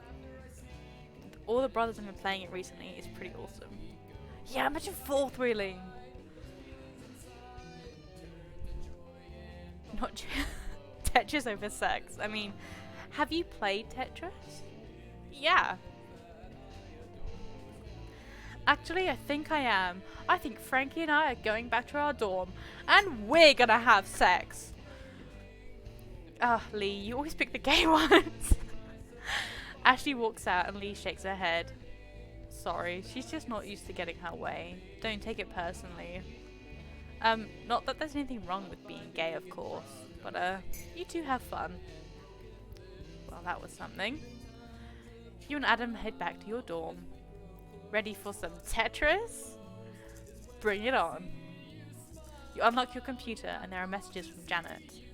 How was dinner? You ignore them for now. Adam sends you instructions for downloading the game and you spend a few hours playing. I found a Tetris block. Phew, that was good, but I should probably do this reading tonight. Thanks again, Frankie, for things. I'm gonna fuck Adam, aren't I? You settle down on his bed with a book and you return to your chat window. Dinner was good. Sorry, was playing a game with Adam. You still awake? Ooh, good game, eh? Hide the sausage. You don't have to be up tomorrow, yeah. You laugh. Yeah, sleeping in will be nice. How was your evening? The two of you talk for a bit about classes and homework. Soon you find yourself yawning and decide to go to bed. Adam yawns and puts his book down. Probably should call it a night as well. He pulls off his shirt and pants. Anyway, good night. You bid Janet good night, quickly change and hop into bed. Sleep comes easier than usual. Saturday! You wake up in a panic, wondering why your alarm didn't go off and wondering you'll be late for class. Then you remember it's Saturday and your first weekend in college. You glance over in Adam's bed and to your surprise he's awake and looking back at you. Hey. Not creepy. Good morning. He yawns and rolls over, scratching his chest. Bad dream? Huh? You sounded like you were freaking out when you woke up. Oh, yeah, I forgot I didn't have class today and thought I was late. Ha, well, fortunately for you, it's not, and you've got an entire free day to do your homework. He stretches. Any plans for the day? You don't have too much homework to do yet, and you've been making solid progress throughout the week. You can probably get the remaining project done in a couple of hours, whenever, but you could also get a head start on other homework whilst your workload is still light. You could see if Adam has any plans or wants to hang out. The frat house was awkward, but surprisingly enjoyable. Janet's also been bugging you to go to the LGBT club on campus Q&A. Apparently it stands for Queers and Allies. It would probably be a good way to meet people, but you're kind of scared to go. Telling Adam was one thing, but the thought of coming out to complete strangers is terrifying. Or you could spend the day exploring campus without your parents in tow this time, pointing out every tree or statue and insisting you pose for pictures next to every academic building. That's a mood. Been there. It would be relaxing, and you've certainly had a busy first week. I'm going to explore the campus. Yeah, that's always a good thing to do. Learn your way around early.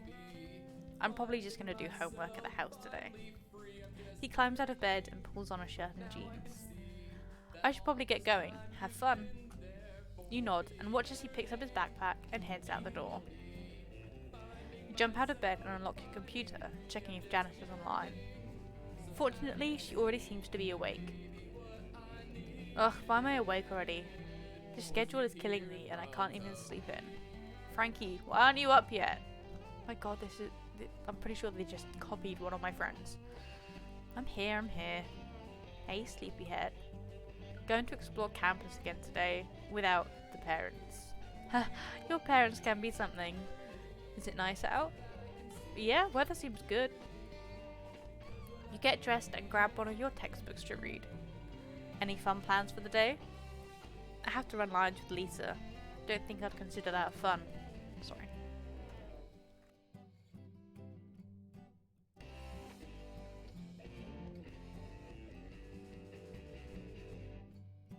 This is probably the most I've spoken in ages.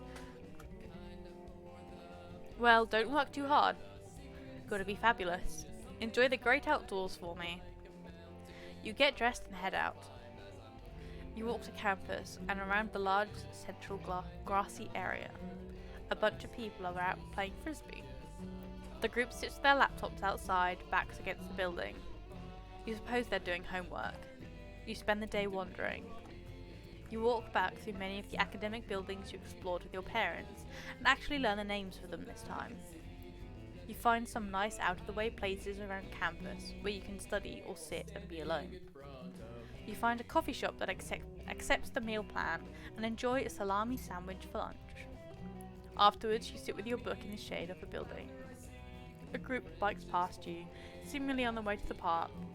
Someone has a dog, and it barks happily as people throw sticks for it to fetch. You don't manage to absorb too much of what you read, but being outdoors with the wind in your hair makes you feel more relaxed anyway. You get back to your room in the late afternoon and decide you should probably take a shower. You grab your shower supplies and head towards the bathroom. Rounding the corner of the hallway, you literally run into Adam. The impact knocks you both to the ground. Somehow his towel comes loose and falls off him. Apparently he isn't wearing anything underneath, because he just came out of the shower. You try to resist the urge to stare. Frankie. He grabs the towel and throws it over himself. Oh god, I'm so sorry! It's fine. He gets up and adjusts his towel. See you back at the room. You have a pretty uneventful shower. I think that's a lie, good sir. When you get back to the room, he's picking up his backpack. Hey, sorry to bail on you, but Carlos has an emergency. Talk to you later. He nods at you and heads out the door. Oh no! Have I made things awkward because I accidentally bumped into you? My dude, I'm sorry. You sigh. There's been enough drama for one day. You check your messages, but Janet seems to be offline. You decide to return to your favourite campus buffet. The food is becoming almost edible. The meal is fortunately uneventful. The mashed potato bar is one of the more unique things that you've seen. America's weird. But you're not sure you agree with the idea of wasabi mashed potatoes or mashed potatoes with barbecue sauce. America is weird. You choke down some potatoes and pair it with a slice of burnt pizza. You return to your room. You find that Adam still hasn't returned. Janet isn't online either. You poke at your physics problems for a bit, waiting for Janet or Adam to show up, but neither do. At 11 PM you call it, send Janet an email before heading to bed. Sunday. You're woken up by the sound of the door opening. Blink groggily. It's still dark outside. Adam and Carlos walk through the door. Adam notices you're awake. Crap, sorry Frankie, didn't mean to wake you up. You yawn. It's fine, I was up anyway. Adam nods, leading Carlos over to his desk and sitting him in the chair. I'm just not sure how I feel about twins, that's all. You don't have to sleep with them, dude. Okay, someone needs to take those twins to a therapist, because they should not be just trying to pressure everyone to have sex with the both of them. It's just weird. But this is easier. Anyway, thanks. Adam shrugs. There's silence for a few moments.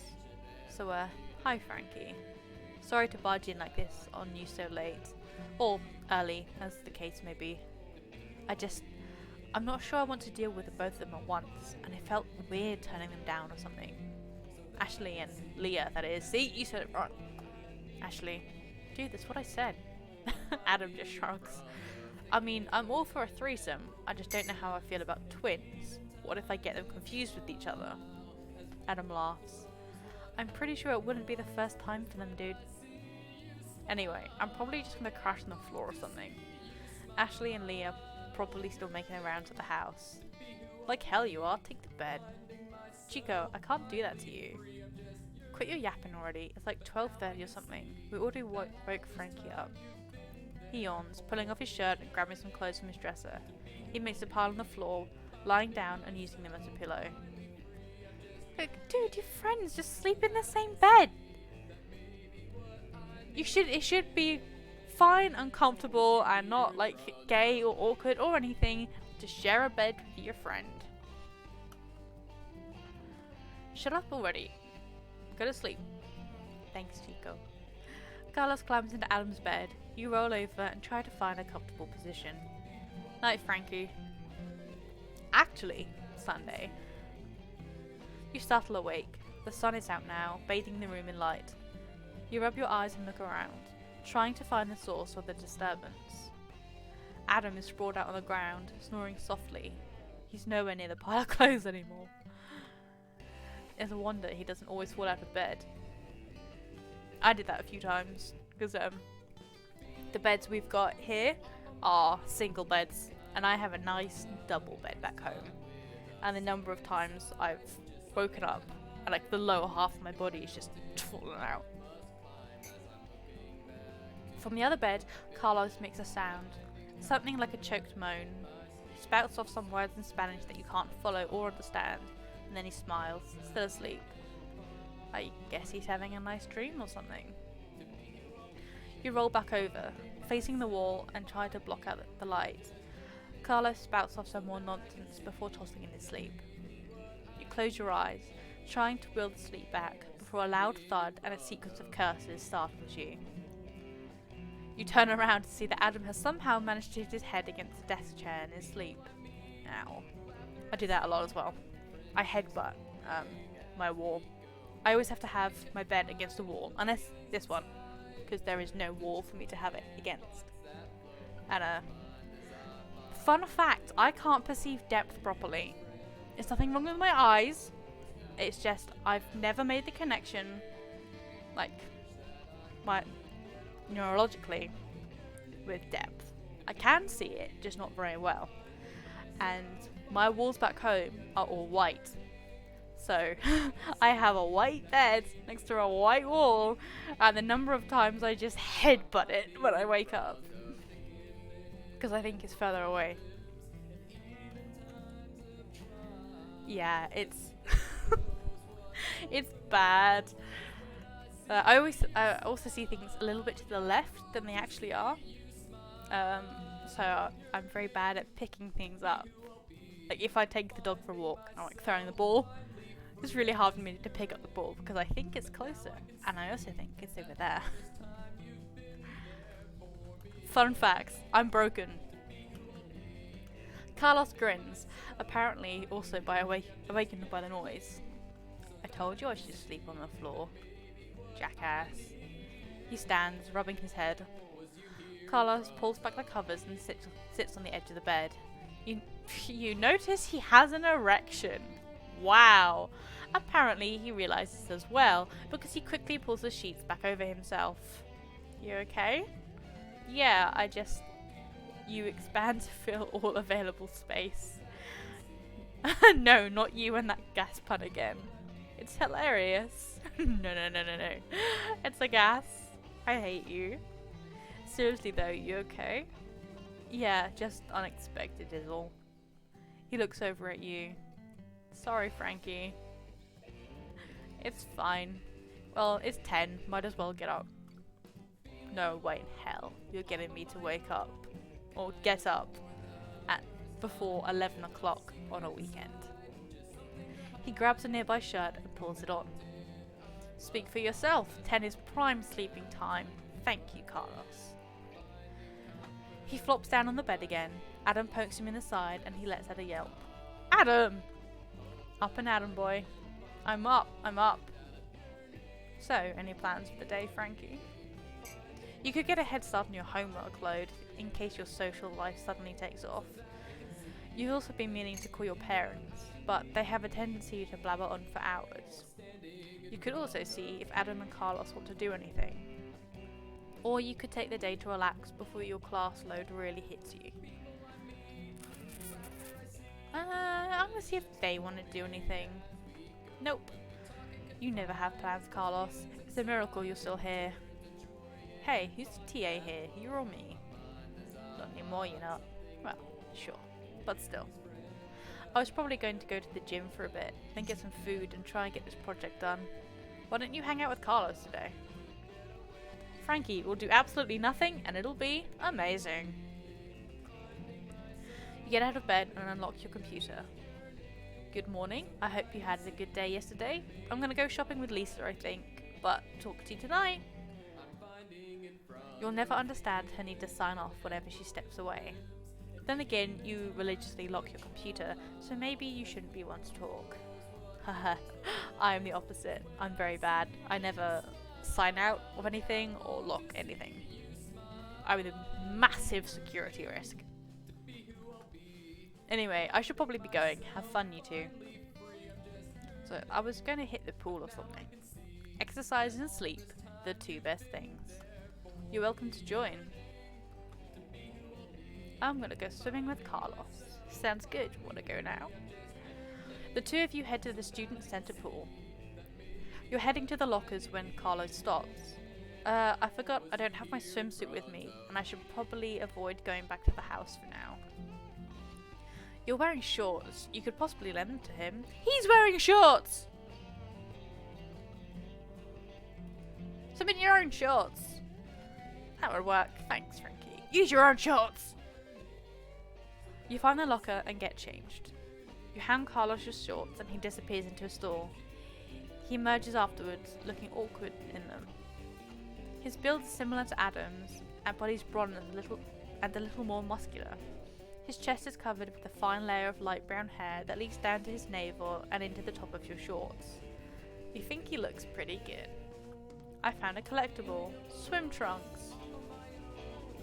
Man's just trying to get in my shorts. He jumps into the water and surfaces, rubbing the water from his face. Exercise and sleep. What more can you want out of life? Just to sleep. Just to sleep. The two of you swim a few laps and race a few times. He's always much faster than you. Afterwards, you sit together at the edge of the pool, catching your breath. You're pretty good. You shrug. Not as good as you. Sure, but still pretty good. Again? You race a few more times, then practice different kinds of strokes. With his help, you manage to greatly improve your backstroke. He sits at the edge of the pool whilst you practice your butterfly. His coaching is helpful. Afterwards, the two of you dry off and head back to the locker room. The two of you change and he hands you back your shorts. So what am I going to wear now? Do I now wear my wet shorts? Thanks, Frankie. I had fun today. He decides it's safe to head back to the house whilst you return to your room. Adam isn't back yet, and Janice still isn't online, so you decide to browse the internet. You lose track of time, and soon it's 8 o'clock. You decide you should find dinner somewhere. You head to your usual buffet. The food is average, as usual. Afterwards, you head back to your room exhausted. No worries, I'm gonna... Oop. Thank you ever so much for joining in, and for the host. One moment. Yeah. Oh, well, that didn't work.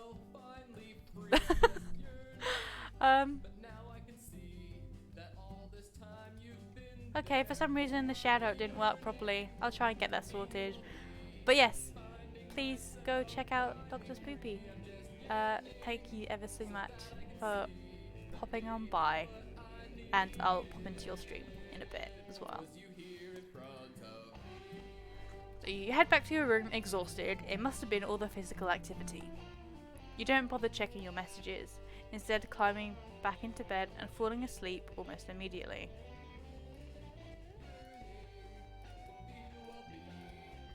Monday. Start it all again. You dutifully wake up on Monday to your alarm. Adam continues snoring softly from the other bed. Looks like he's learned to sleep through it. After a quick shower, you head into your intro programming lecture.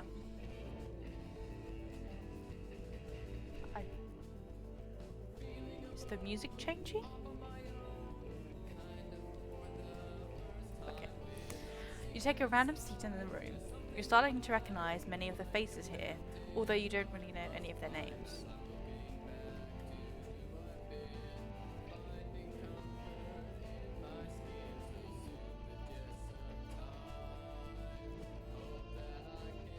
My coffee was rapidly getting cold, and it is the most important thing. A short Asian girl walks into the room and looks around.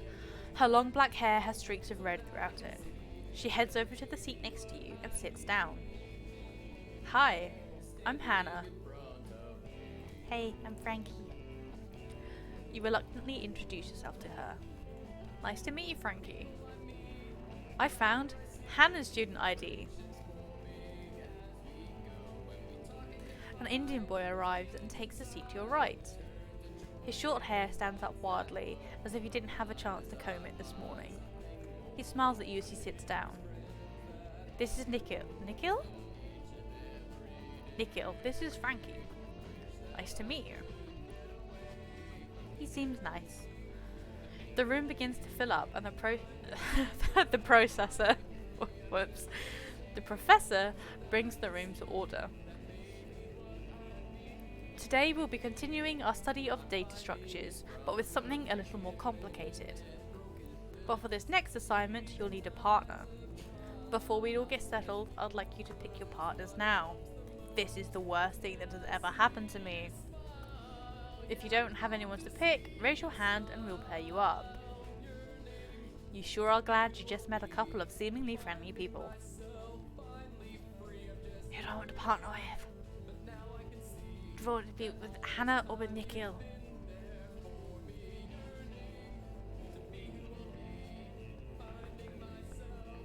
I'm gonna go with Hannah. She looks at Nikhil questioningly. I'll pair up with Jake, it's fine. I'm sorry, did I just break you up? Okay, hi there, partner. If I keyboard sticker. Ah. Okay. You notice that an Asian guy has sat down next to Hannah. His medium-length black hair also is streaked with red, and he looks nervous. Why, hello. You look into his eyes, and he stares back at you warily before looking away nervously. You think he's adorable. Okay. That's Jake, Nikhil's roommate. He's shy. Jake blushes at this. This is Frankie. What do you mean, what kind of name is Jake? That's rude. Nice to meet you.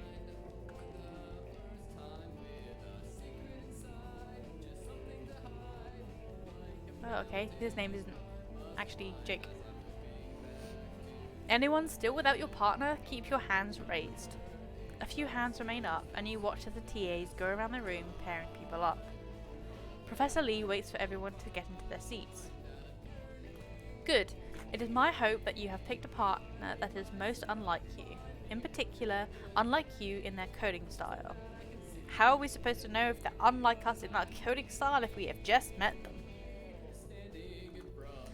You will each be completing an assignment. Then, you will hand your code to your partner and they will continue the assignment. The study in, shall we say, coding, so other people can understand it. The TAs tell me several of you need instruction in this.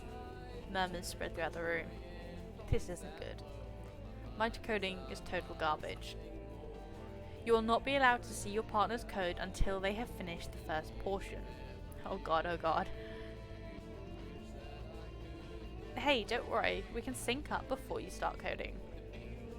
Thanks. The lecture continues, but you can tell Hannah isn't really paying attention. At the end, she quickly gathers her things and leaves.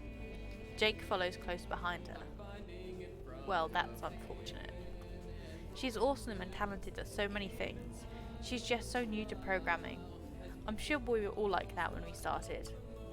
He hands you a slip of paper. Here's her AIM screen name if you want to reach her. Anyway, I've got to run to my ECE class. See you around. The rest of the day's classes are uneventful. At the end of the day, you head back to your room. Adam is sitting at his desk with headphones on, typing something on his computer. You're not sure how he manages to work with that broken screen. He turns and notices you as you dump your backpack on your bed. Hey Frankie, how's your day? Pretty good. We got a pretty interesting programming assignment and I need to cheerlead my partner. Well, if anyone can do it, it's you. Oh god, I should probably do some practice programming in R over the summer. I hate coding. Anyway, I have to finish writing this. Excuse me. He returns to typing. You unlock your computer. Janet is, of course, not online yet. You send Hannah a message. Hey Hannah, it's Frankie. Frankie? Hi. Sorry for freaking out earlier. It's fine. Do you have a few minutes? The computing assignment this year? Not too bad. Most of it was just like copy and paste. There were a couple of things. There was one. The one where you had to basically plot a polynomial. That one was a bit confusing. I found some things online. I don't think I did particularly well on it, but I passed. So I have a lot of computer science friends, so I'm going to be pestering them and getting their help to improve. Other than that, R is actually quite, what's the words? Like intuitive? I will admit I bought R for Dummies, which has been really helpful actually. I would definitely recommend getting it. It is very good for funny and stuff. And like just how to work basic functions and stuff and all that. Anyway, it's fine. Do you have a few minutes? I wanted to see if I could help you somehow.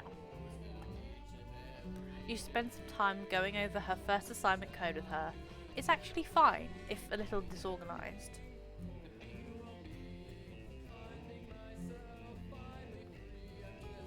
What do you mean? Oh, I had to page off, not numbers. Oh dear. I think I actually did alright in terms of getting the data and everything.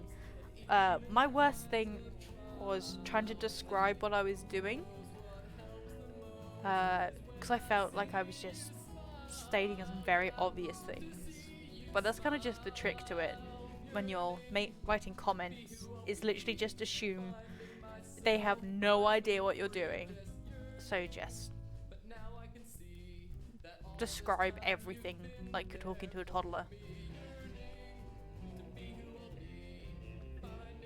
So yeah, I just keep writing until it works. I don't actually know what I'm doing. I don't think that's true. This looks fine, you just need some structure. And to delete some unused parts. You're so into your conversation that you don't notice Adam behind you until he clears his throat. Ahem. Sorry to interrupt, I just wanted to see if you wanted to get dinner tonight. You're not sure you want to deal with the frat house tonight, so you decline. He nods. Well, I'm gonna head out and find Carlos then. See you tonight. Still there, Frankie? Yeah, sorry. You spend some more time going over code with her. By the end, she has the confidence that she needs. Seriously, your code is fine. You're actually really good at this. You just need to believe in yourself. Thanks, Frankie. This was helpful. Before you know it, it's dinner time. You decide to go to the burger place and see what their fry flavour of the day is. Potato, I hope. What is with America? Thanks for the follow, Chaos Stupid.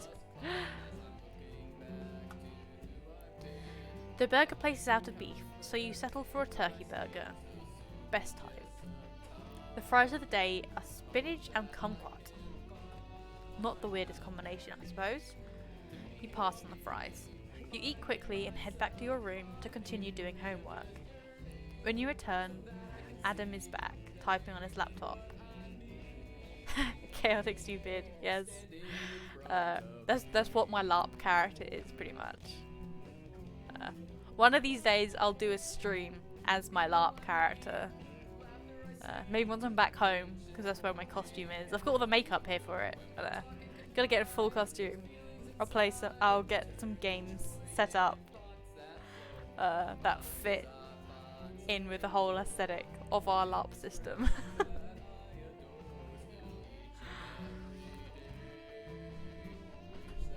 It's great. It is best alignment, best characters are just, I'm here and he smiles at you, then continues working. You unlock your computer. Janice is now online. Ugh, so pooped. Mondays.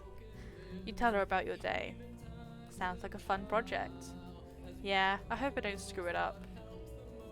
Well, sounds like you've been helpful. Already, to her. The two of you talk until Janet declares it's bedtime. You figure you can call it an early night. Adam looks up as you get changed.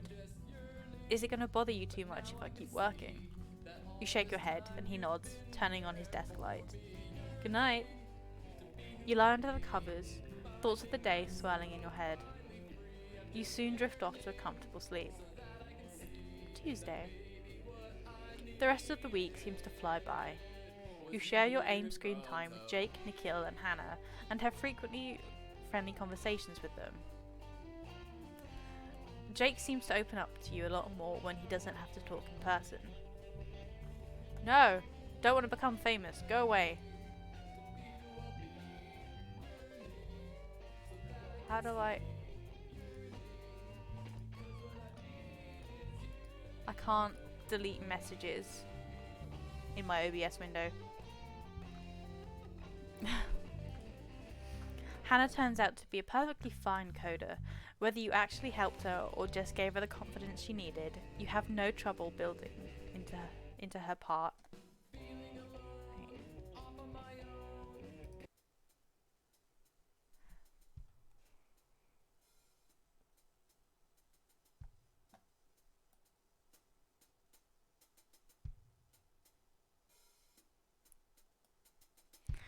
Hey guys, you know that really annoying music that's been playing this entire time? And it seemed to be overlapping with what seemed like background music. It turns out I'd opened 2 game windows, and that music was the menu music, which was still open on the other tab.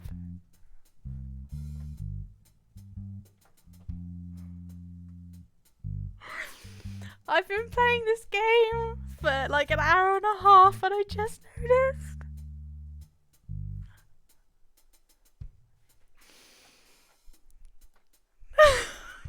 I'm so stupid. I was like, this is really annoying. The whole game is fantastic, but why is there like all this other music which is drowning out the background noise?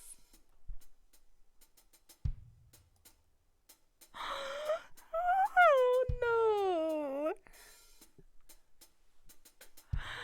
I would like one stream please, where I don't do something really dumb.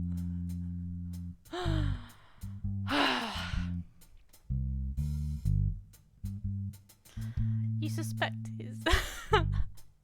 Okay, well thank you ever so much for popping by. Yeah, I'll probably be online for a little bit more. I want to finish this week and then I'll probably call it quits, and yeah, I'll keep playing this game again, maybe in another stream. You know, go, shoo, do what you gotta do. You suspect his paper was also full of mistakes due to the condition of his laptop screen.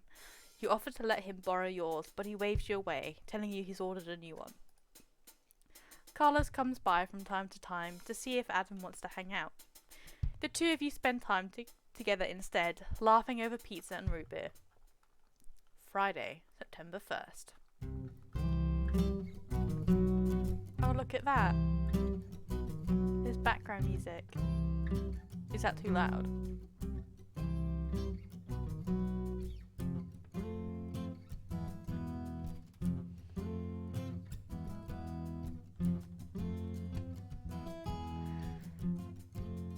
awesome sauce. Soon it's Friday. Oh, something. I click the screen. As you're walking across campus, you run into Adam, almost literally. His head is buried in a book. Whoa, Frankie. How are you? Oh my god, I'm so sorry. I was like, there's worse music, but it just seems to be on a loop. Oh my god. I'm so dumb. I was just headed over to the house for dinner. Well, for dinner later. Just heading over for now. Do you want to join me? You're needing to finish up some homework for class, but you could also use the social interaction. You would also kind of love to visit the frat house again. You were thinking of going to see Nikhil, Jake and Hannah to see if they were interested in doing anything.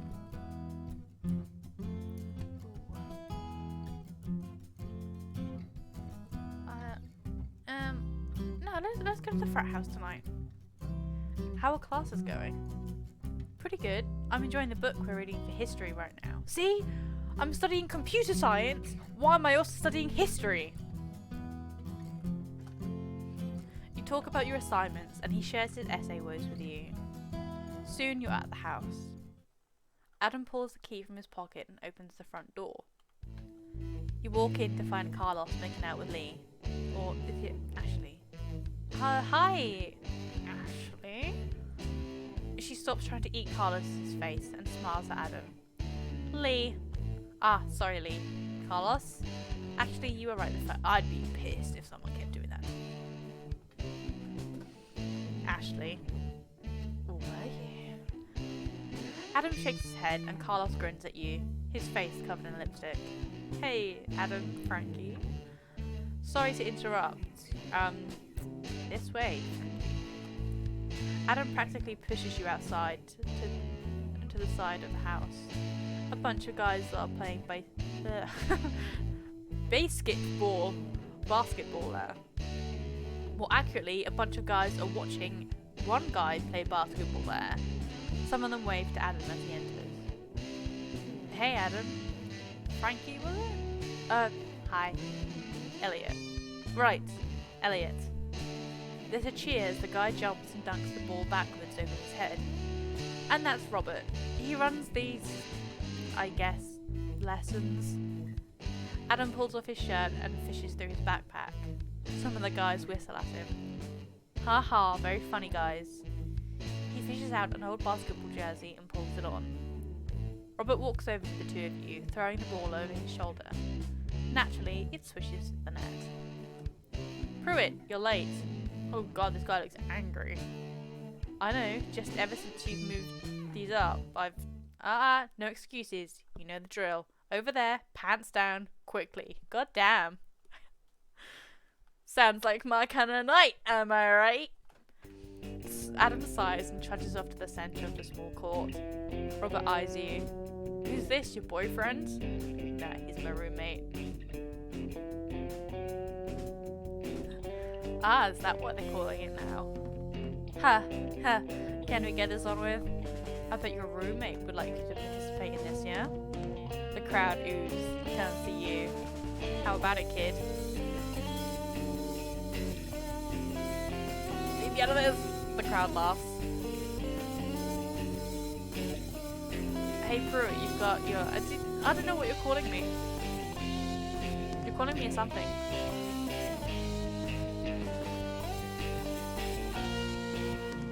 Why is that? Body hair isn't allowed on Jake. Jake is not allowed body hair. No, Robert scares me. He seems like a bit of a dick. Wait, stick figures?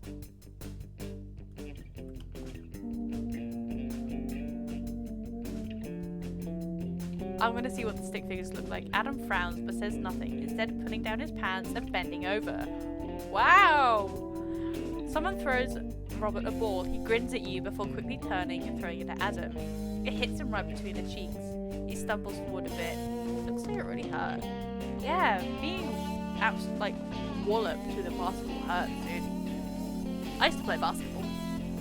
I was gonna join the national team, but then GCSEs was coming up, and I was like, I want to focus on my GCSEs, and I became a nerdy kid rather than a sports kid.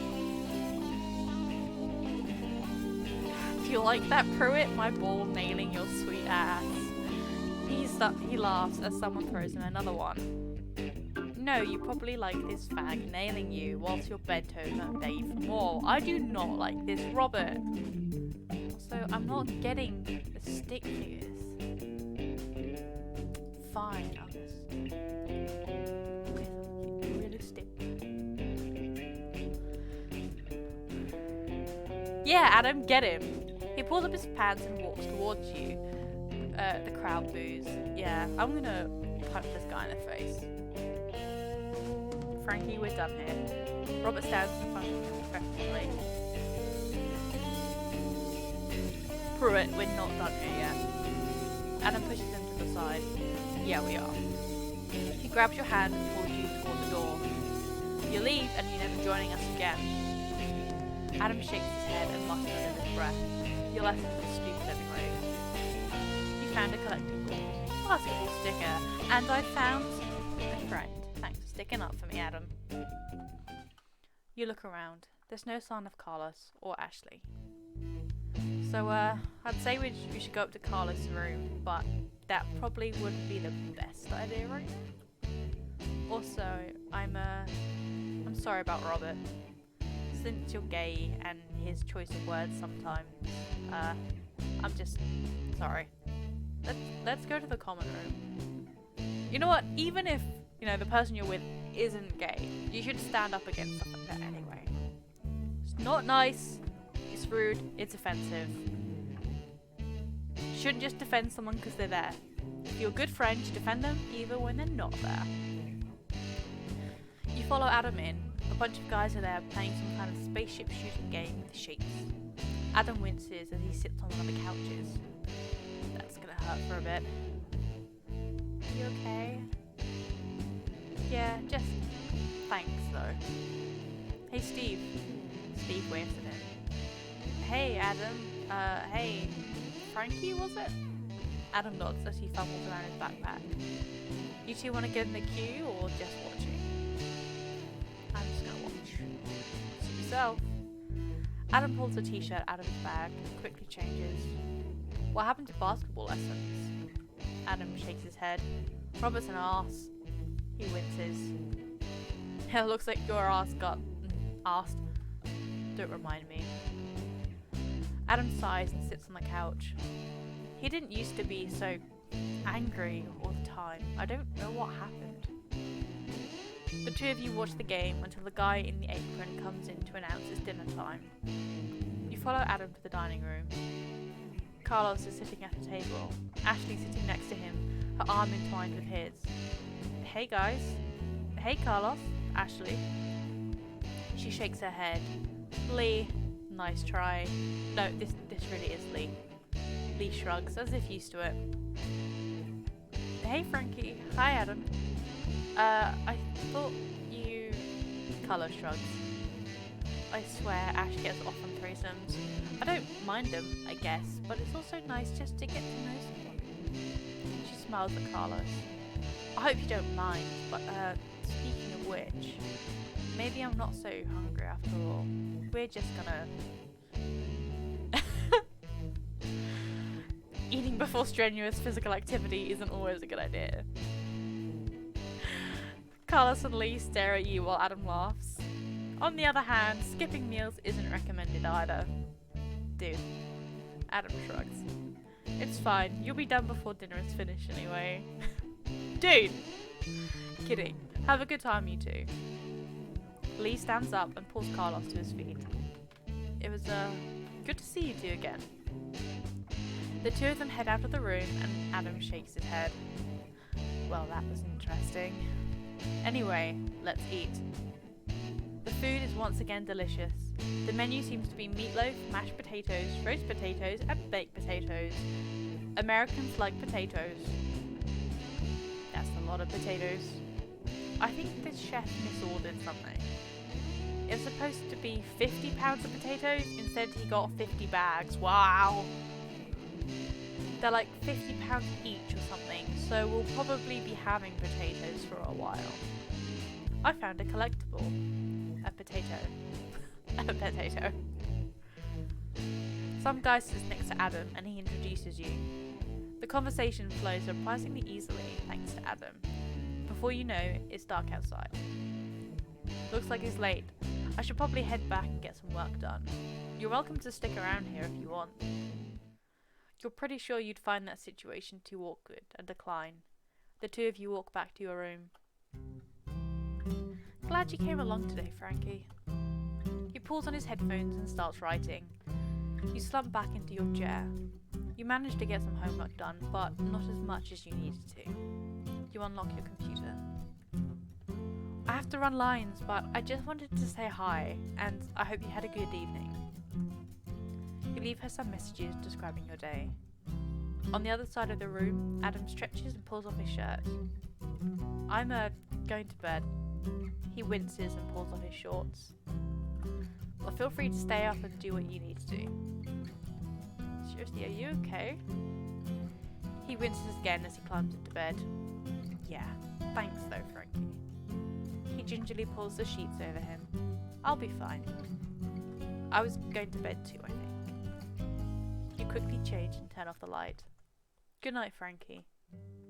It's Saturday! You're woken up by a knock at the door. Adam blinks groggily, looking over at you and yawning. I'm not expecting anyone. Me neither. You get up and open the door. Hey, Frankie. He walks into the room.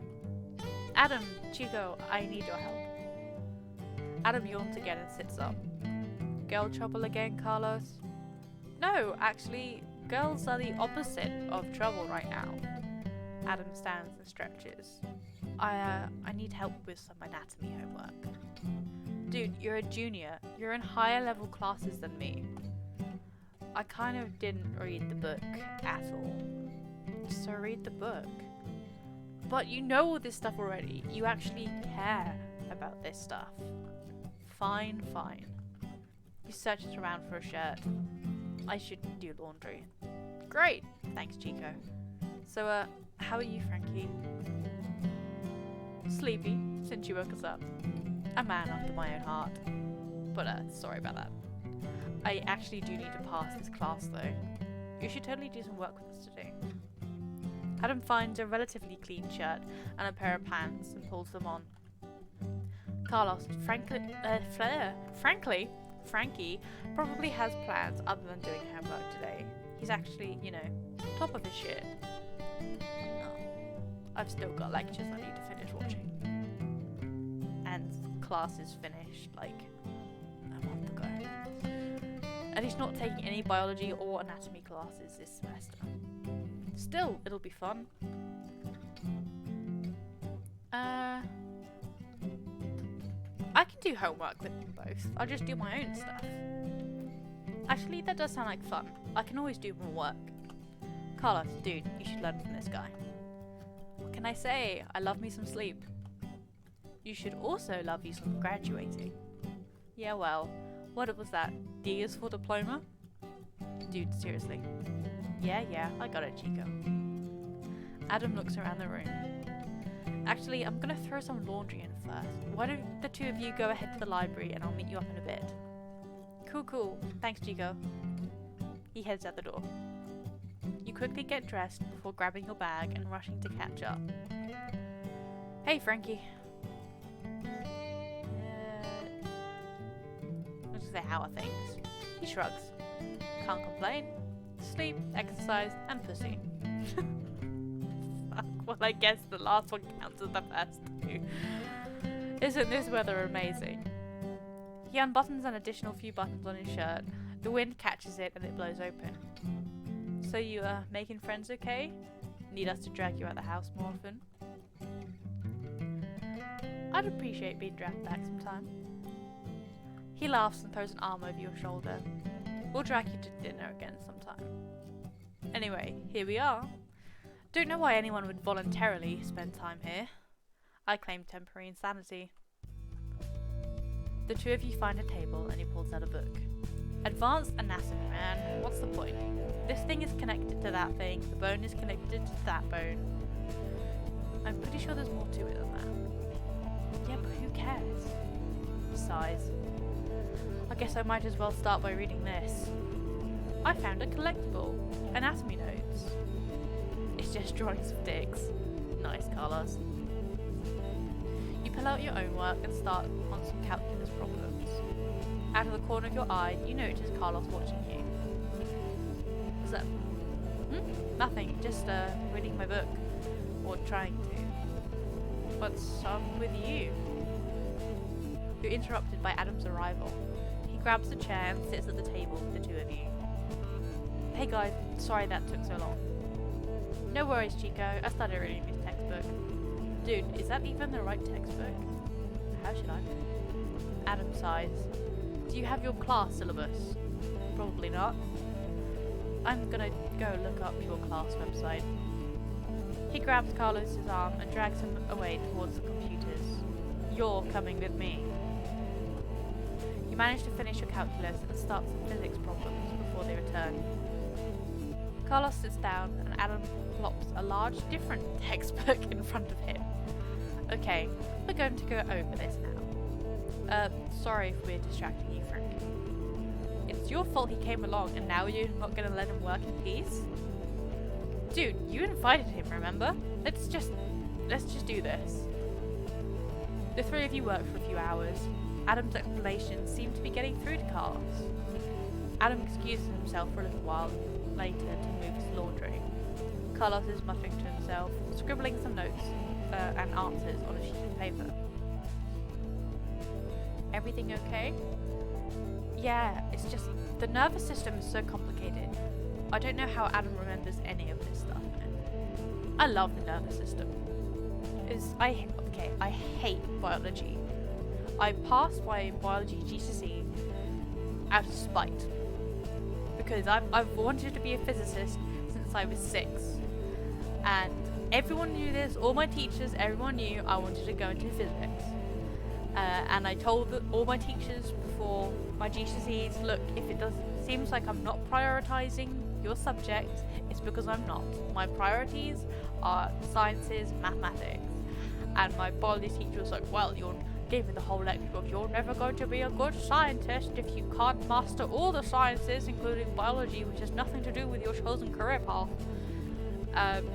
Because I was getting like D's and stuff in like all my mocks, just because I wasn't studying for it. I was studying for my other stuff. When it actually came to the final exams, I was studying for biology. And out of spite, I got an A star. I think I actually got like 100% on my biology exam. And he was like, blah, blah, blah, blah. I was like, yeah, I'm not gonna be a good scientist now. Yeah, the only thing I did like in biology, I loved the nervous system and genetics. I found them really cool. But I think both of those things are kind of more mathematical, more logical. The reason I don't like biology is that it doesn't abide by logic. You know, you do physics and then everything is like, well, this happens because of this, and this happens because of this.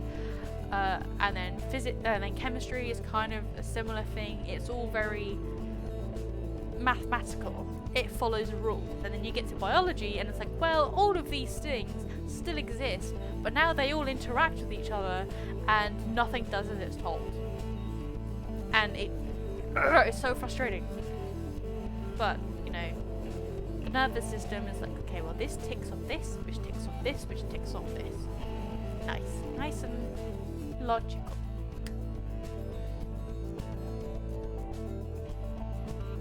Ugh.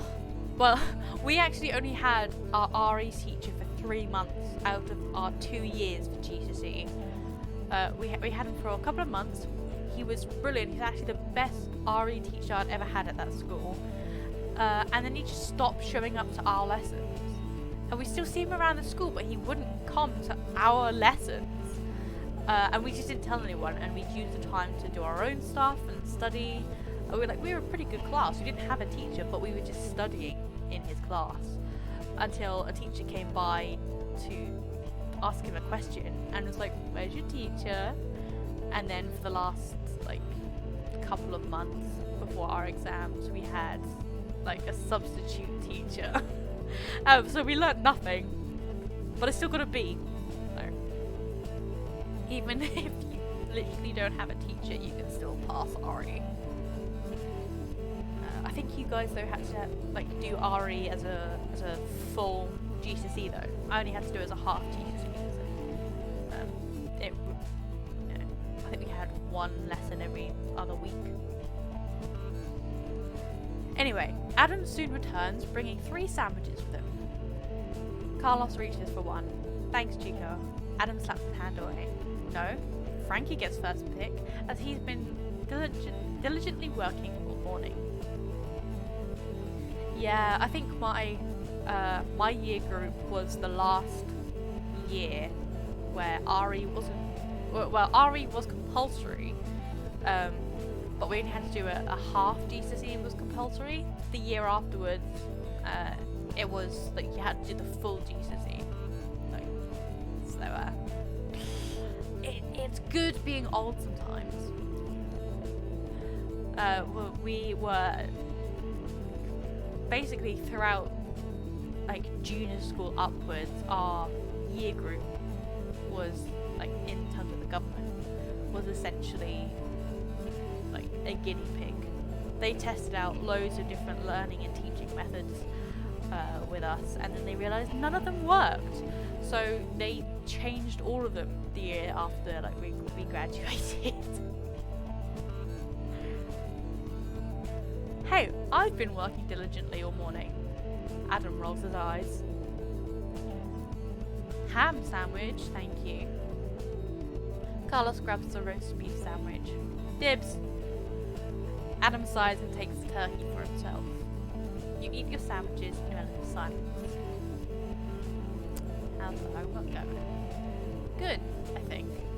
You think? He grabs the paper from Carlos. No, dude, the spinal nerve groups aren't brain, eyes, and penis. Where did you even get that from? It seemed right. Adam sighs and thumbs through his book, setting it in front of Carlos. Read. But I'm eating. Then eat, and then read. After lunch, the 3 of you return to your work. Adam has brought along some physics homework as well, and laughs when you tell him you hate it.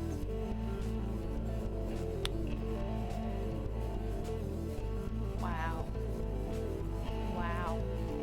Fake Frankie sucks. Yeah, I can never get my numbers to work out either. That's true. That's just physics though. Wait until you get to physics 2. At least now you know when the numbers don't make sense. You work through the afternoon, and by the time dinner rolls around, you've managed to get a good amount done. Yeah, physics is great. Physics homework sucks. Somehow I was doing better at the maths than the physics. Dinner? Are you done? Done enough? Adam grabs his paper and looks over it. Nope, not done. Dude, the cervical nerves are not responsible for the female orgasm. It seems right. Adam sighs. Frankie, don't let us keep you here. This may be a while. But it's meat and potatoes night at the house. It's always potatoes night. It's been potato night for days. We'll have to drag you to the house some other night for dinner, Frankie. You leave the 2 of them to their work and decide to hit up the campus buffet. Outside the door, you run into Hannah, Jake, and Nikhil. Frankie, we were just going to get dinner. You should join us. The 4 of you find a table together.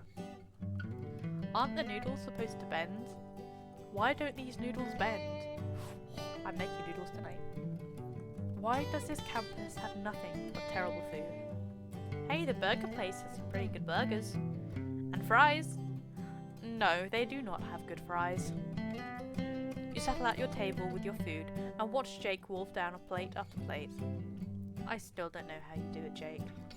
Black hole stomach. Singularity. quantum singularity, qua black hole. Also a stomach of steel. Stomach of steel. Stomach of steel? Stomach of theft and burglary. The way to a man's heart is through his stomach. Stomach, heart. Lipped up. Go. Sometimes I don't know why we're friends. Lipped up. After dinner, you all go your separate ways. You head back to your room to see if Janet's still around. What the hell happened to you, Adam? Adam's already back when you return. His shirt looks a little worse for wear. Hey, Frankie. He notices you staring. Oh yeah, don't use that third dryer from the right. Or, I guess, watch it if you do, or something. Oh god, no, bad. I thought it was weird that there was an empty dryer. He returns to reading and you unlock your computer. Good morning. My brain hurts. Too many lines. Frankie! Fine, I see how it is. Here's a song for you. Oh, I was saying, can you see by the dawn's early light? No, you can't because you're not here. I hope you had fun today. I'm here now. Sorry. Was out all day. Out and proud? No, out doing homework. With Carlos and Adam. Ooh, homework, eh? You talk for a bit about your day before figuring it's time for bed. Adam looks up at you as you get changed. Off to bed? Yeah. Well, good night then. You climb into bed and stare at the ceiling. Today was a good day. Sunday. Coke isn't too expensive for uni students. Haha, once you've lived a year with a bunch of medic students, you learn that nothing is too expensive. I don't do anything, but oh my god, everything you've ever heard about medic students is true. You're woken up Sunday by a knock at the door. Again. Adam turns over in bed and holds the pillow over his head. Carlos, it's too early for this shit. I'm gonna answer it. You get up and answer the door. It turns out to be a random guy who had the wrong building. You direct him to the right one and climb back into bed. Well, I guess I'm up now. He climbs out of bed and gets dressed. There's another knock at the door. Oh, for God. He opens the door. Hey, good morning, Chico. He nods at you. Frankie. So what's up? Carlos stares at Adam. What happened to your shirt? The dryers did. So what's up? 10 male physics down. I only have one other physics student in this block. And he's out with the other physics students most of the time. So normally it's just me in this block.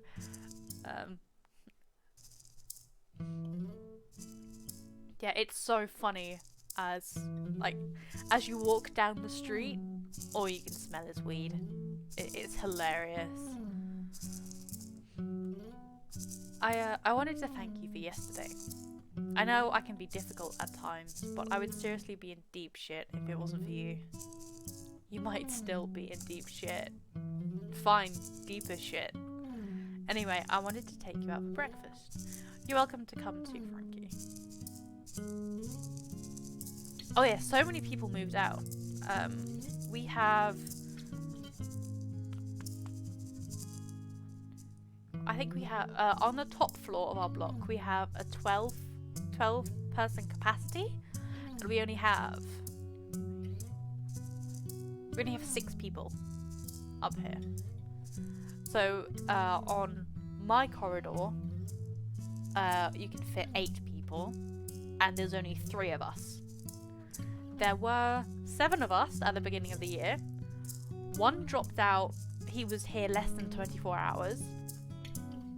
Another one moved just to another block after a couple of weeks.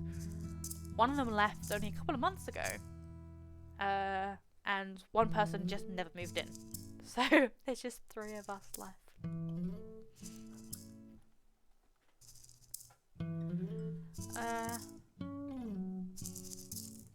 Yeah, let's go to breakfast. Great.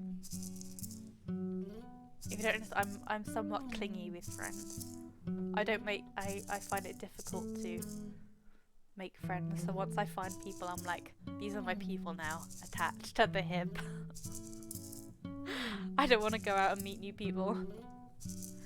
You jump out of bed and quickly get changed. You almost don't notice Carlos watching you. You send Janet a quick message before heading out with him. I have a feeling when I finally get to the Q&A meeting, Carlos is going to be there. The weather is amazing. I wish it would stay like this forever. Flex tape's great for people keep people nearby. Yeah.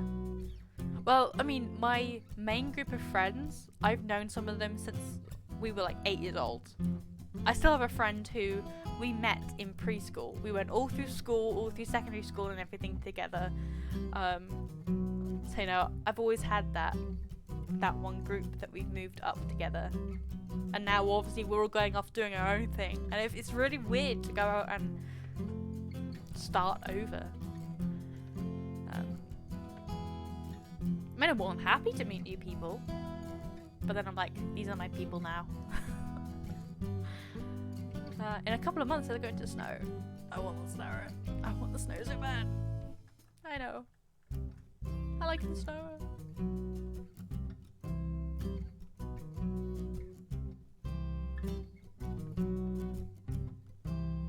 Yeah.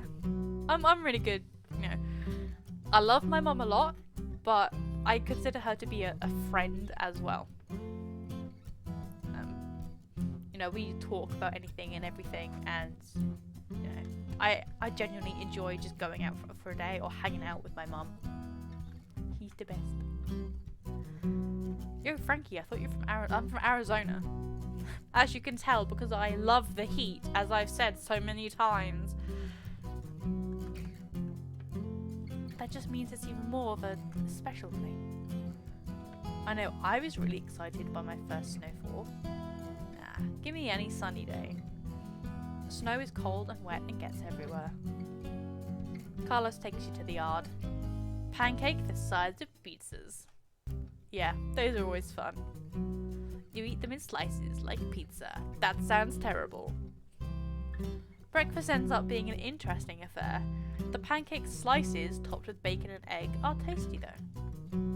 Jake would probably really like this place. I found a collectible. Pancake sticker. Afterwards, you walk back to your room together. Well, dorm room. Thanks for breakfast, dude. Thanks for your help, Chico. No worries. Go get some tea. Bye. You spot a familiar face walking towards you. Hi.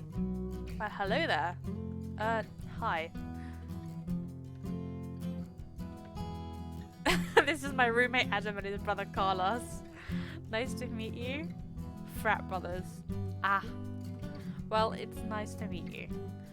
So, I was going to meet Jake for some games. I think Nikhilo has to finish some work this morning though. You should come play games with us. Go have fun, dude. I'm probably going back to bed anyways. Chico, you're learning. Only because you woke us up so early. I guess I'll join you, Hannah. Awesome. He's meeting us at the student centre. See you later, Frankie. He and Adam wander back towards your room. Shall we? You find Jake at the table, setting up a game. Hey guys. So, this is a new game. Vern and Taxis? Honk honk. Traffic jam? Jake laughs. Traffic jelly. Traffic preserves. Sounds like cars with big inflatable donuts around them. Ahem. Mail delivery in Europe. That sounds interesting. Graph coverage. That sounds less interesting. You play once to understand the game and its mechanics. You think it's starting to make sense. Again? Yeah, I understand this now. The second game is a lot closer. You study the board. You're one card away from filling a region, but you don't have it in your hand. There's probably a copy of it left in the deck if you draw. Or you could score with what you have and try to get the last city later. Draw a card. You draw a card. It's the wrong city. Aw, bad luck, Frankie. Can you continue that route anyway? You play another card from your hand. On your next turn, you end up unable to play and have to discard your route. Damn. Ouch. You should have scored last time, Frankie. You end up losing by just a few points. Hannah winds up victorious. Woo! Delivered the most mail. Nice job. You just need to get all the colours. Stupid lods. Anyway, what's next? Carcassonne? More cities! Lost cities? Nah, Carcassonne is fine. Cities! You build cities for a while. Well, that was good. Should we start thinking about lunch? I like lunch. You like food in general. This is true. Let's grab some sandwich. I like a sandwich. The burger place is scary for you? Oh, hey, Wiggle! Thank you for the host! You're the only one that likes that place, Jake. I thought you liked the burgers. I do, but their fries are weird. I like fries. I like Jake. You grab some sandwiches instead and sit on the grass to eat. You soon finish your meals and return to the student centre for more games. So, what next? Oh, there's Nikhil. Nikhil walks up to your table. Oh, whoops. We delivered mail. What? You've got mail. Ding. You've got mail. Ding. You've got mail. I've changed my mind. You can leave now. The four of you end up playing set. Hannah, unsurprisingly, wins. Oh, Hannah surprisingly wins. I can't read. Yay! What? I've been practicing. Rematch. After a few more rounds, only Hannah and Jake have won. You know, I'm ready for something different. You poke around at the pile of games on the table. I don't know what these games are. What's this? Diamond. Yes, please. I don't know. I don't know if Hannah would like this game. Bite me. I found a collectible snakes card. A card depicting an angry group of snakes. You play for a while and Nikhil wins. Beginner's luck. What do you mean? Well, person who just got here luck, at least. Nikhil looks at a clock. Well, I think it might be time for dinner. The four of you head outside to consider your options. Outside, you run into Adam. Oh, hey, Frankie, Hannah. This is Jake and this is Nikhil. Nice to meet you, I'm Adam. Jake just nods. Bless him, he's so shy around new people. I'm heading to the house for dinner. You should come along, Frankie. I'm gonna stay with the guys. Sorry, my dude. I already have plans. Sounds good. See you tonight then. He walks off and the four of you decide on the buffet. I still don't know why we come here. Well, it makes Jake happy. Food. I think any place with food makes Jake happy. I am staying hydrated. I have water, see? I'm being good. I'm talking a lot, so I need lots of water. See? I have a big 2-litre jug, which I haven't had much of since I started, but I'm being good, I promise. Food. What is this? Food. I somehow doubt it. You find yourself agreeing with her. It looks like macaroni and cheese? Why is it blue? Macaroni and blue cheese? I don't think it actually makes it blue like that. Cheese! You find a table and watch Jake eat the blue, oh god dear, the blue macaroni and cheese. How is it? Good! Does it taste like macaroni and cheese? Not really, but it's good. You think anything is good. Not anything. Jalapeno and pineapple pizza. Food. Actually, that does sound pretty good. You soon finish and go your separate ways. You return to your room and unlock your computer. Adam is there, reading a textbook. Look! You've cleaned! He nods at you as you walk in. How's your day? Pretty good. There are some interesting times at dinner though. Although perhaps it's better that you didn't come. Robert and Carlos got into an argument. Robert hit him in the stomach with a basketball. I'm gonna go beat up Robert. Carlos will be fine. He's strong and bounces back quickly, but still, house drama. He sighs, which I try and stay as far away from as possible. I guess that's why I spent most of my time here. I'd rather spend time with you than most of those guys. Thank you, madam. It's very sweet. You unlock your computer. So, how was your day? Wait, no. You were right. You're wrong for once. Damn it. So how was your day? You tell her more about the bizarre campus food. Soon she insists it's bedtime. Early day tomorrow. Again. Good night. Enjoy your hot roomie. Another window pops up. Hey, glad you made it today. Yeah, it was fun. Thanks for bringing the games. No problem, no problem.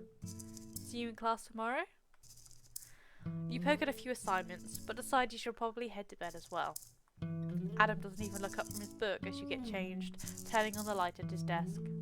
Good night. I wish tomorrow wasn't Monday. Okay, I know I said one more week, but let's do another week. I'm invested in this story. Monday, September 4th. Despite the busyness of the weekend, the week, thankfully, seems to fly by. You're ahead on homework, so you feel comfortable taking an evening off. You spend it having dinner at the house with Adam and Carlos.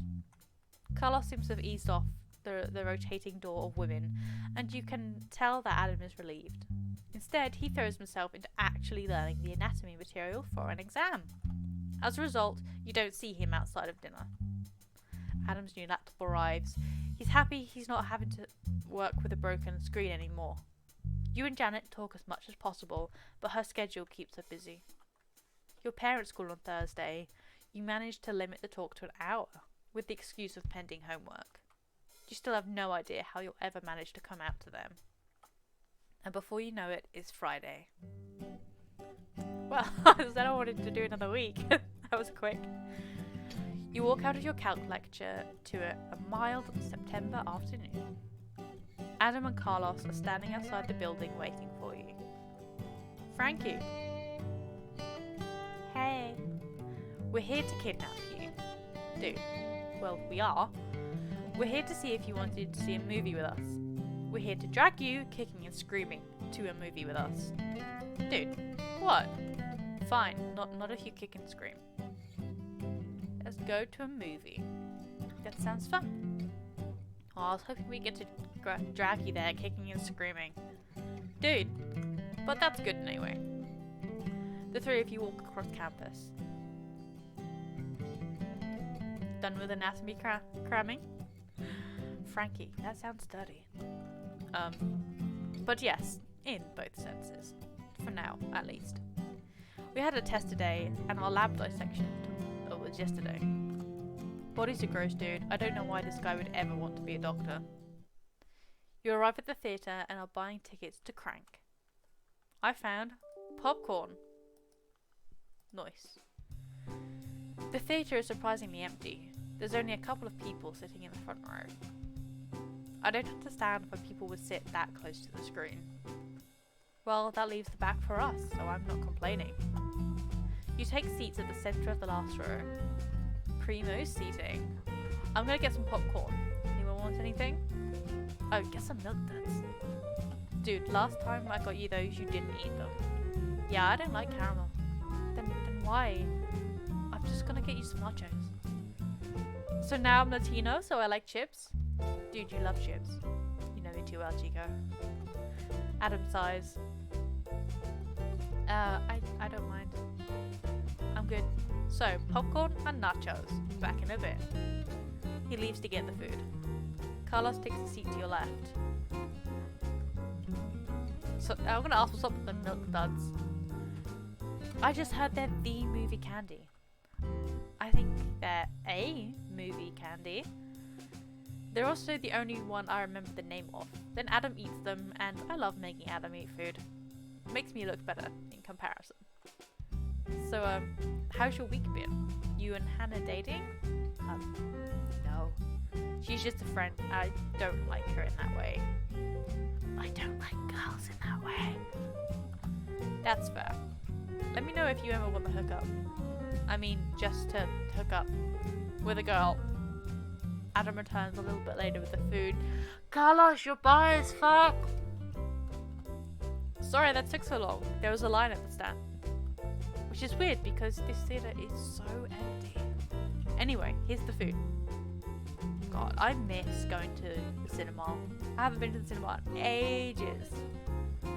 There was a time when, you know, just once I'd started getting better from my illness, and I could actually go out the house and walk without passing out, I would just go to the theatre all the time because my friends would be at, well, college and then university, and there was nothing else for me to do, and I like lived at the movies. That was my social interaction, and it meant that I could get out of the house. And I haven't been to the theatre in 2 years because of COVID and studying. He takes the seat that Carlos left, so it's me, Carlos, Adam. Nachos! Adam laughs. I don't know how you eat that stuff, dude. I think it tastes like plastic. The lights in the theatre dim and the previews start playing. You sit back and enjoy the movie. It's actually pretty good for a standard action flick. Soon the movie ends and the credits roll. Adam stretches. So, dinner? The yard? Pineapple jalapeno pizza? Duh. Frankie, pizza? Of course he's coming. You mean I don't get to drag him kicking and screaming? For pineapple jalapeno pizza, you might still get your chance. The three of you go to the yard and they order the pizza. Adam and Carlos laugh over your reaction to the peppers. Soon you finish eating and the bill arrives. I'ma get this one. Yeah, you're quite welcome. Yeah, it was loads of fun. Let's do this again sometime. The two of you walk Carlos back to the house. Thanks, Chico. Frankie, this was fun. The two of you walk back to your room. Surprisingly nice weather. I'm glad I know you, Frankie. Now it's a mess again. It was clean earlier. Which is probably a glitch, but whatever. Adam heads back to his desk and starts doing more reading. You unlock your computer. Frankie, how are classes? Frankie, did you ditch me for your boys again? JK, I'm glad you're out there having fun. The two of you talk for a bit. Soon you decide it's time for bed. Adam switches on his desk light when he notices you getting ready for bed. Good night, Frankie. You turn out the main light and stare at the ceiling. Sleep comes fairly easily. Saturday! If you don't get what I'm referencing, it's a Whitest Kids You Know. My brother and I used to watch them all the time when we were teenagers, and my favourite skit of theirs was Saturday, and every time we say Saturday, it's Saturday! Definitely check out Whitest Kids You Know. They've got some more offensive stuff, so be warned, but I thought it was so funny as a teenager. You sleep in and wake up fairly late on Saturday morning. Adam is sitting at his desk, reading, as usual. Good morning. You are out of bed and unlock your computer. Good morning. If you're up, which you aren't. Sad face. You also have messages from Jake, Nikhil, and Hannah. Hey, up the games or FUD? I thinking we're doing stuff today. Let me know if you want to come play games. Any interest in breakfast? I guess you're not up yet. Well, you should meet us for games later. We should be in the student centre like usual. You figure you missed breakfast with a gang, so you message Janet instead. Morning, I slept in. You sure did. Isn't it like noon? Yeah. Not sure what to do today. Maybe games. Q&A! It's true that you haven't managed to make it out there yet. I suppose that's true. How are you going to meet other guys otherwise? See if Adam will go with you. You could always do homework, or try playing board games with people. Or you could see what Adam and Carlos are up to. I'm going to go to Q&A. Let's go. Ooh, awesome. Going with Adam? Nah, just by myself. Well, good luck. You bid farewell to Adam before heading out. You stand outside the student centre, heart pounding. You manage to make it inside and stand by the door. People are talking and laughing inside. I can do this. You wait for your heart to stop racing. It doesn't. You stand outside the door for what feels like hours. I can't do this. Oh, dude, yeah, you can. Oh, maybe I should have seen if Adam would have gone with me, because then he would have pressured me to go inside. You decide to see if Jake, Hannah and Akil are playing games instead. You walk down an area with tables, and they're putting away set. Hey Frankie, come to join us?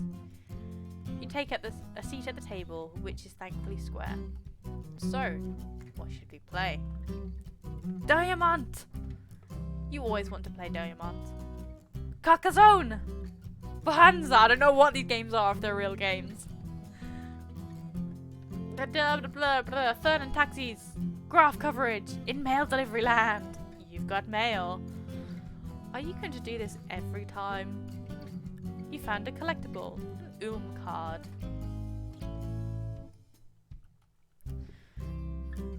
Your opening hand contains nothing but white cards. You consider trying for the all-white city points. Try for the points. You manage to string together several good white routes. You take the points early and lead through to the end. Well, that was lucky. You're such a racist, Frankie, only delivering to those white cities. Hey, you got at least one house in almost every colour. Yeah, that's not very nice, Nikhil. I'm kidding, I'm just kidding. But that was fun. What next? My god, no! Carcassonne! Yes, cities! You know, I always think you're asking to play a Lost Cities when you say that, Hannah. Lost Cities! Moss Cities? Grow. Boss Cities. Isn't that the final level in SimCity? Your city comes alive and you have to fight it. Pew pew. Pew pew.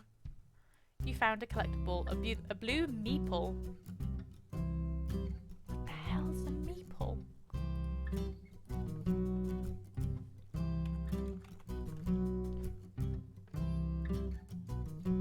Oh, it's like a little figurine. Does this show? Yeah. Like a playing piece. I like to learn things. Nikhil, Hannah and Jake build a large city on the outskirts. You draw a tile like a G that you could use to try and join the city, but it would mean not closing another city you're already in. I'm going to join the large city. You make an attempt to join. Fortunately, your next draw lets you join in. You ultimately win the game. I'm on a roll today. We should have done a better job blocking Frankie from that city. I feel like that was so many points.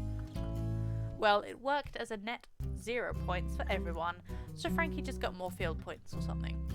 But it was fun. What next? Oh my god, I don't want to play anymore!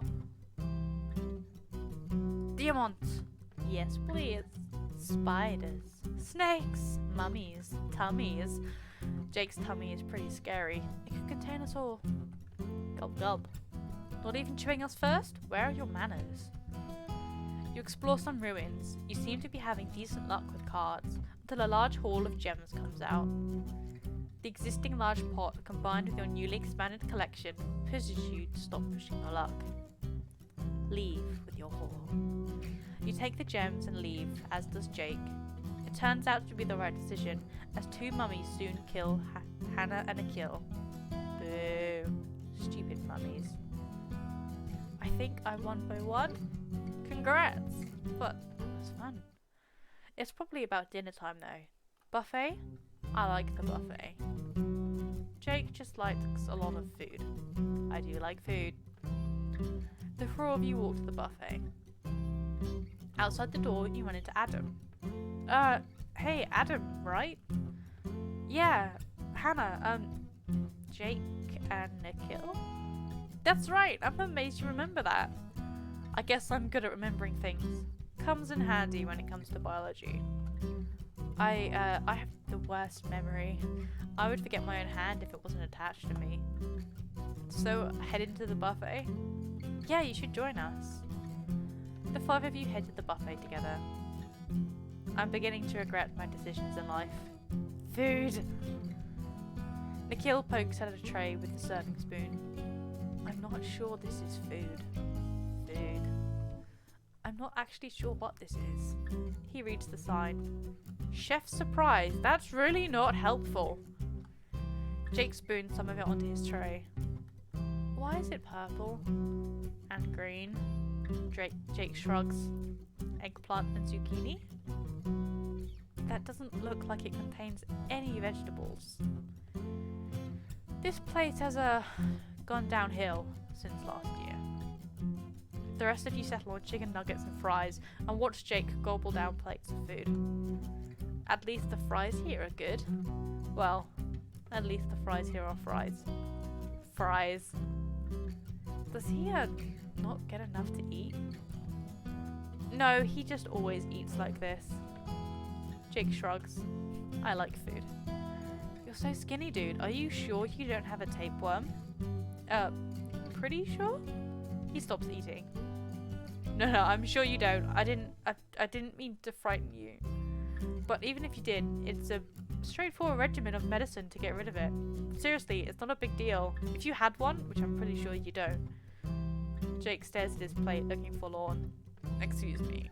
Oh, Adam, you made him shy. You made the shy boy even shyer.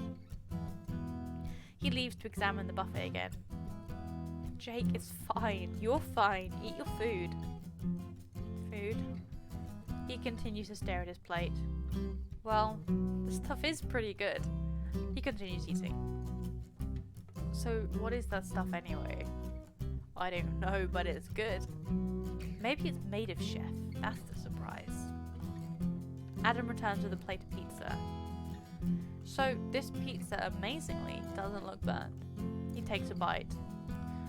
Well, it's not burnt, but it's not cooked. At all. Why is it browned then? Food coloring? I think I'm just gonna have some cereal. They can't screw that up. Soon you finish dinner and head out. Well, it was good to see all of you again. Likewise. I'm going to do some studying now.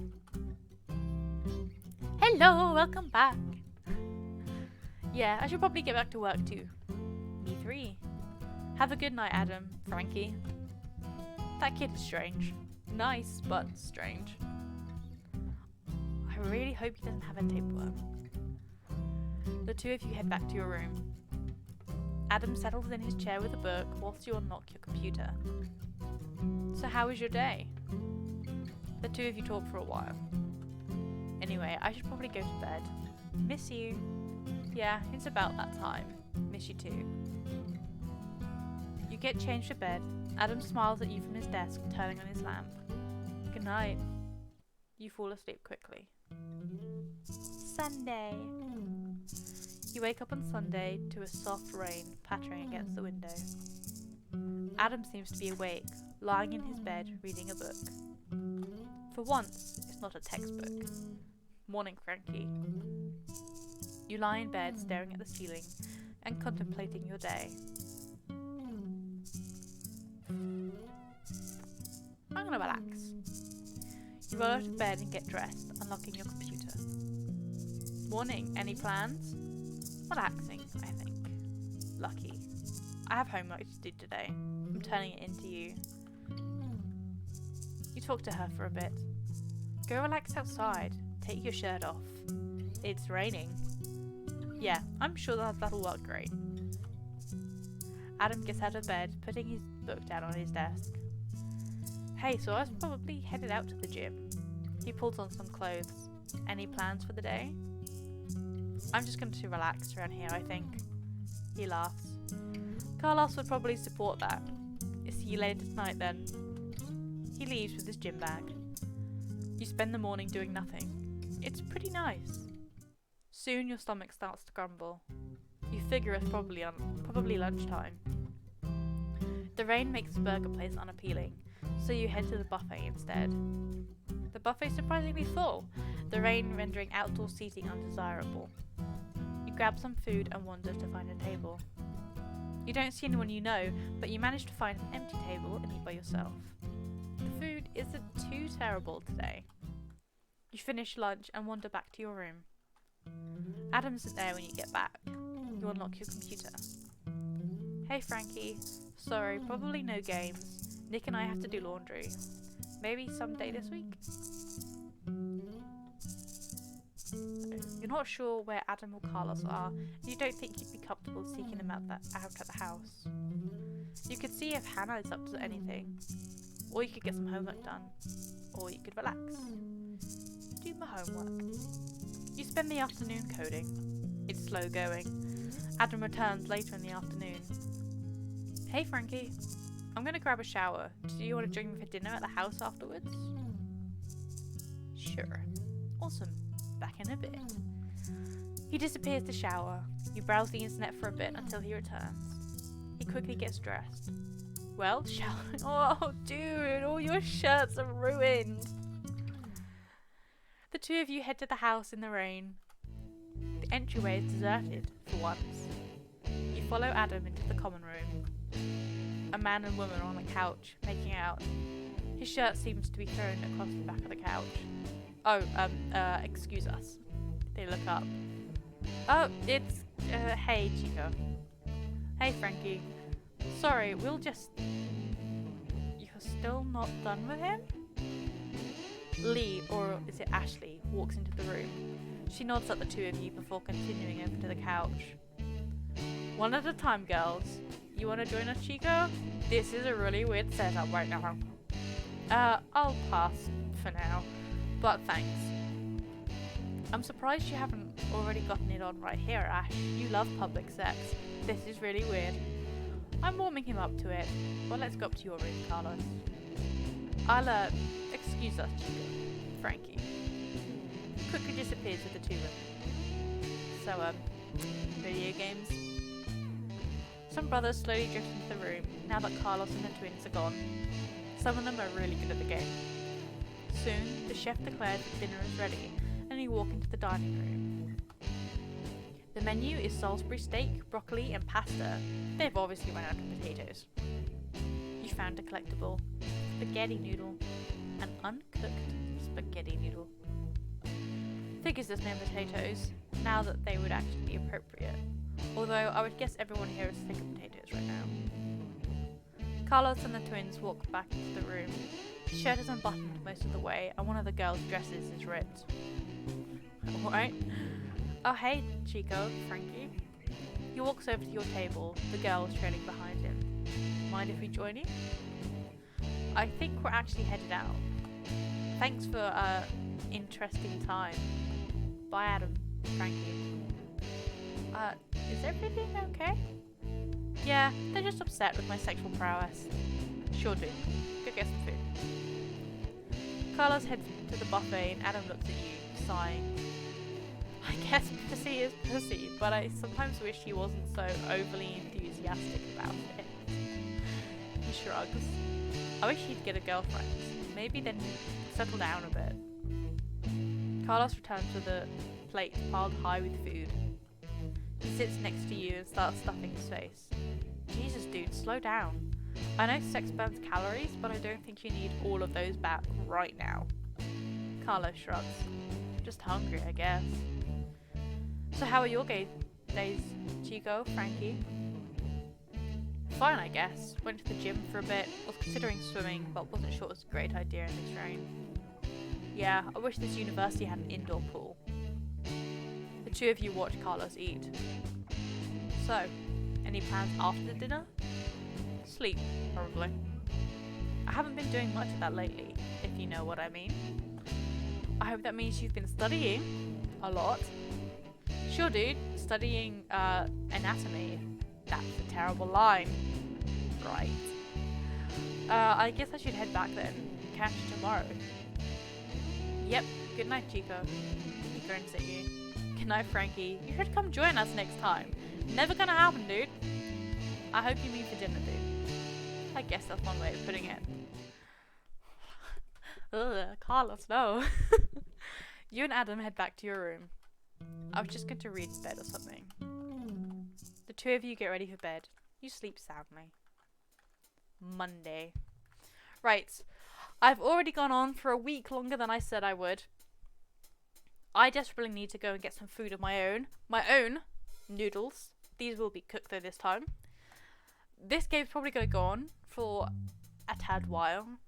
So I don't think I'm at risk of ending it 2 levels away from the end like I did with Wish Upon a Star. But I will be streaming again tomorrow. I'll be streaming at some point in the afternoon. That's all I've got in terms of a schedule at the moment. I don't have anything concrete because I don't know when I sleep. Sorry. But thank you ever so much for everyone for tuning in, all the hosts, and all the follows and whatnot. I'll see you guys later. Bye.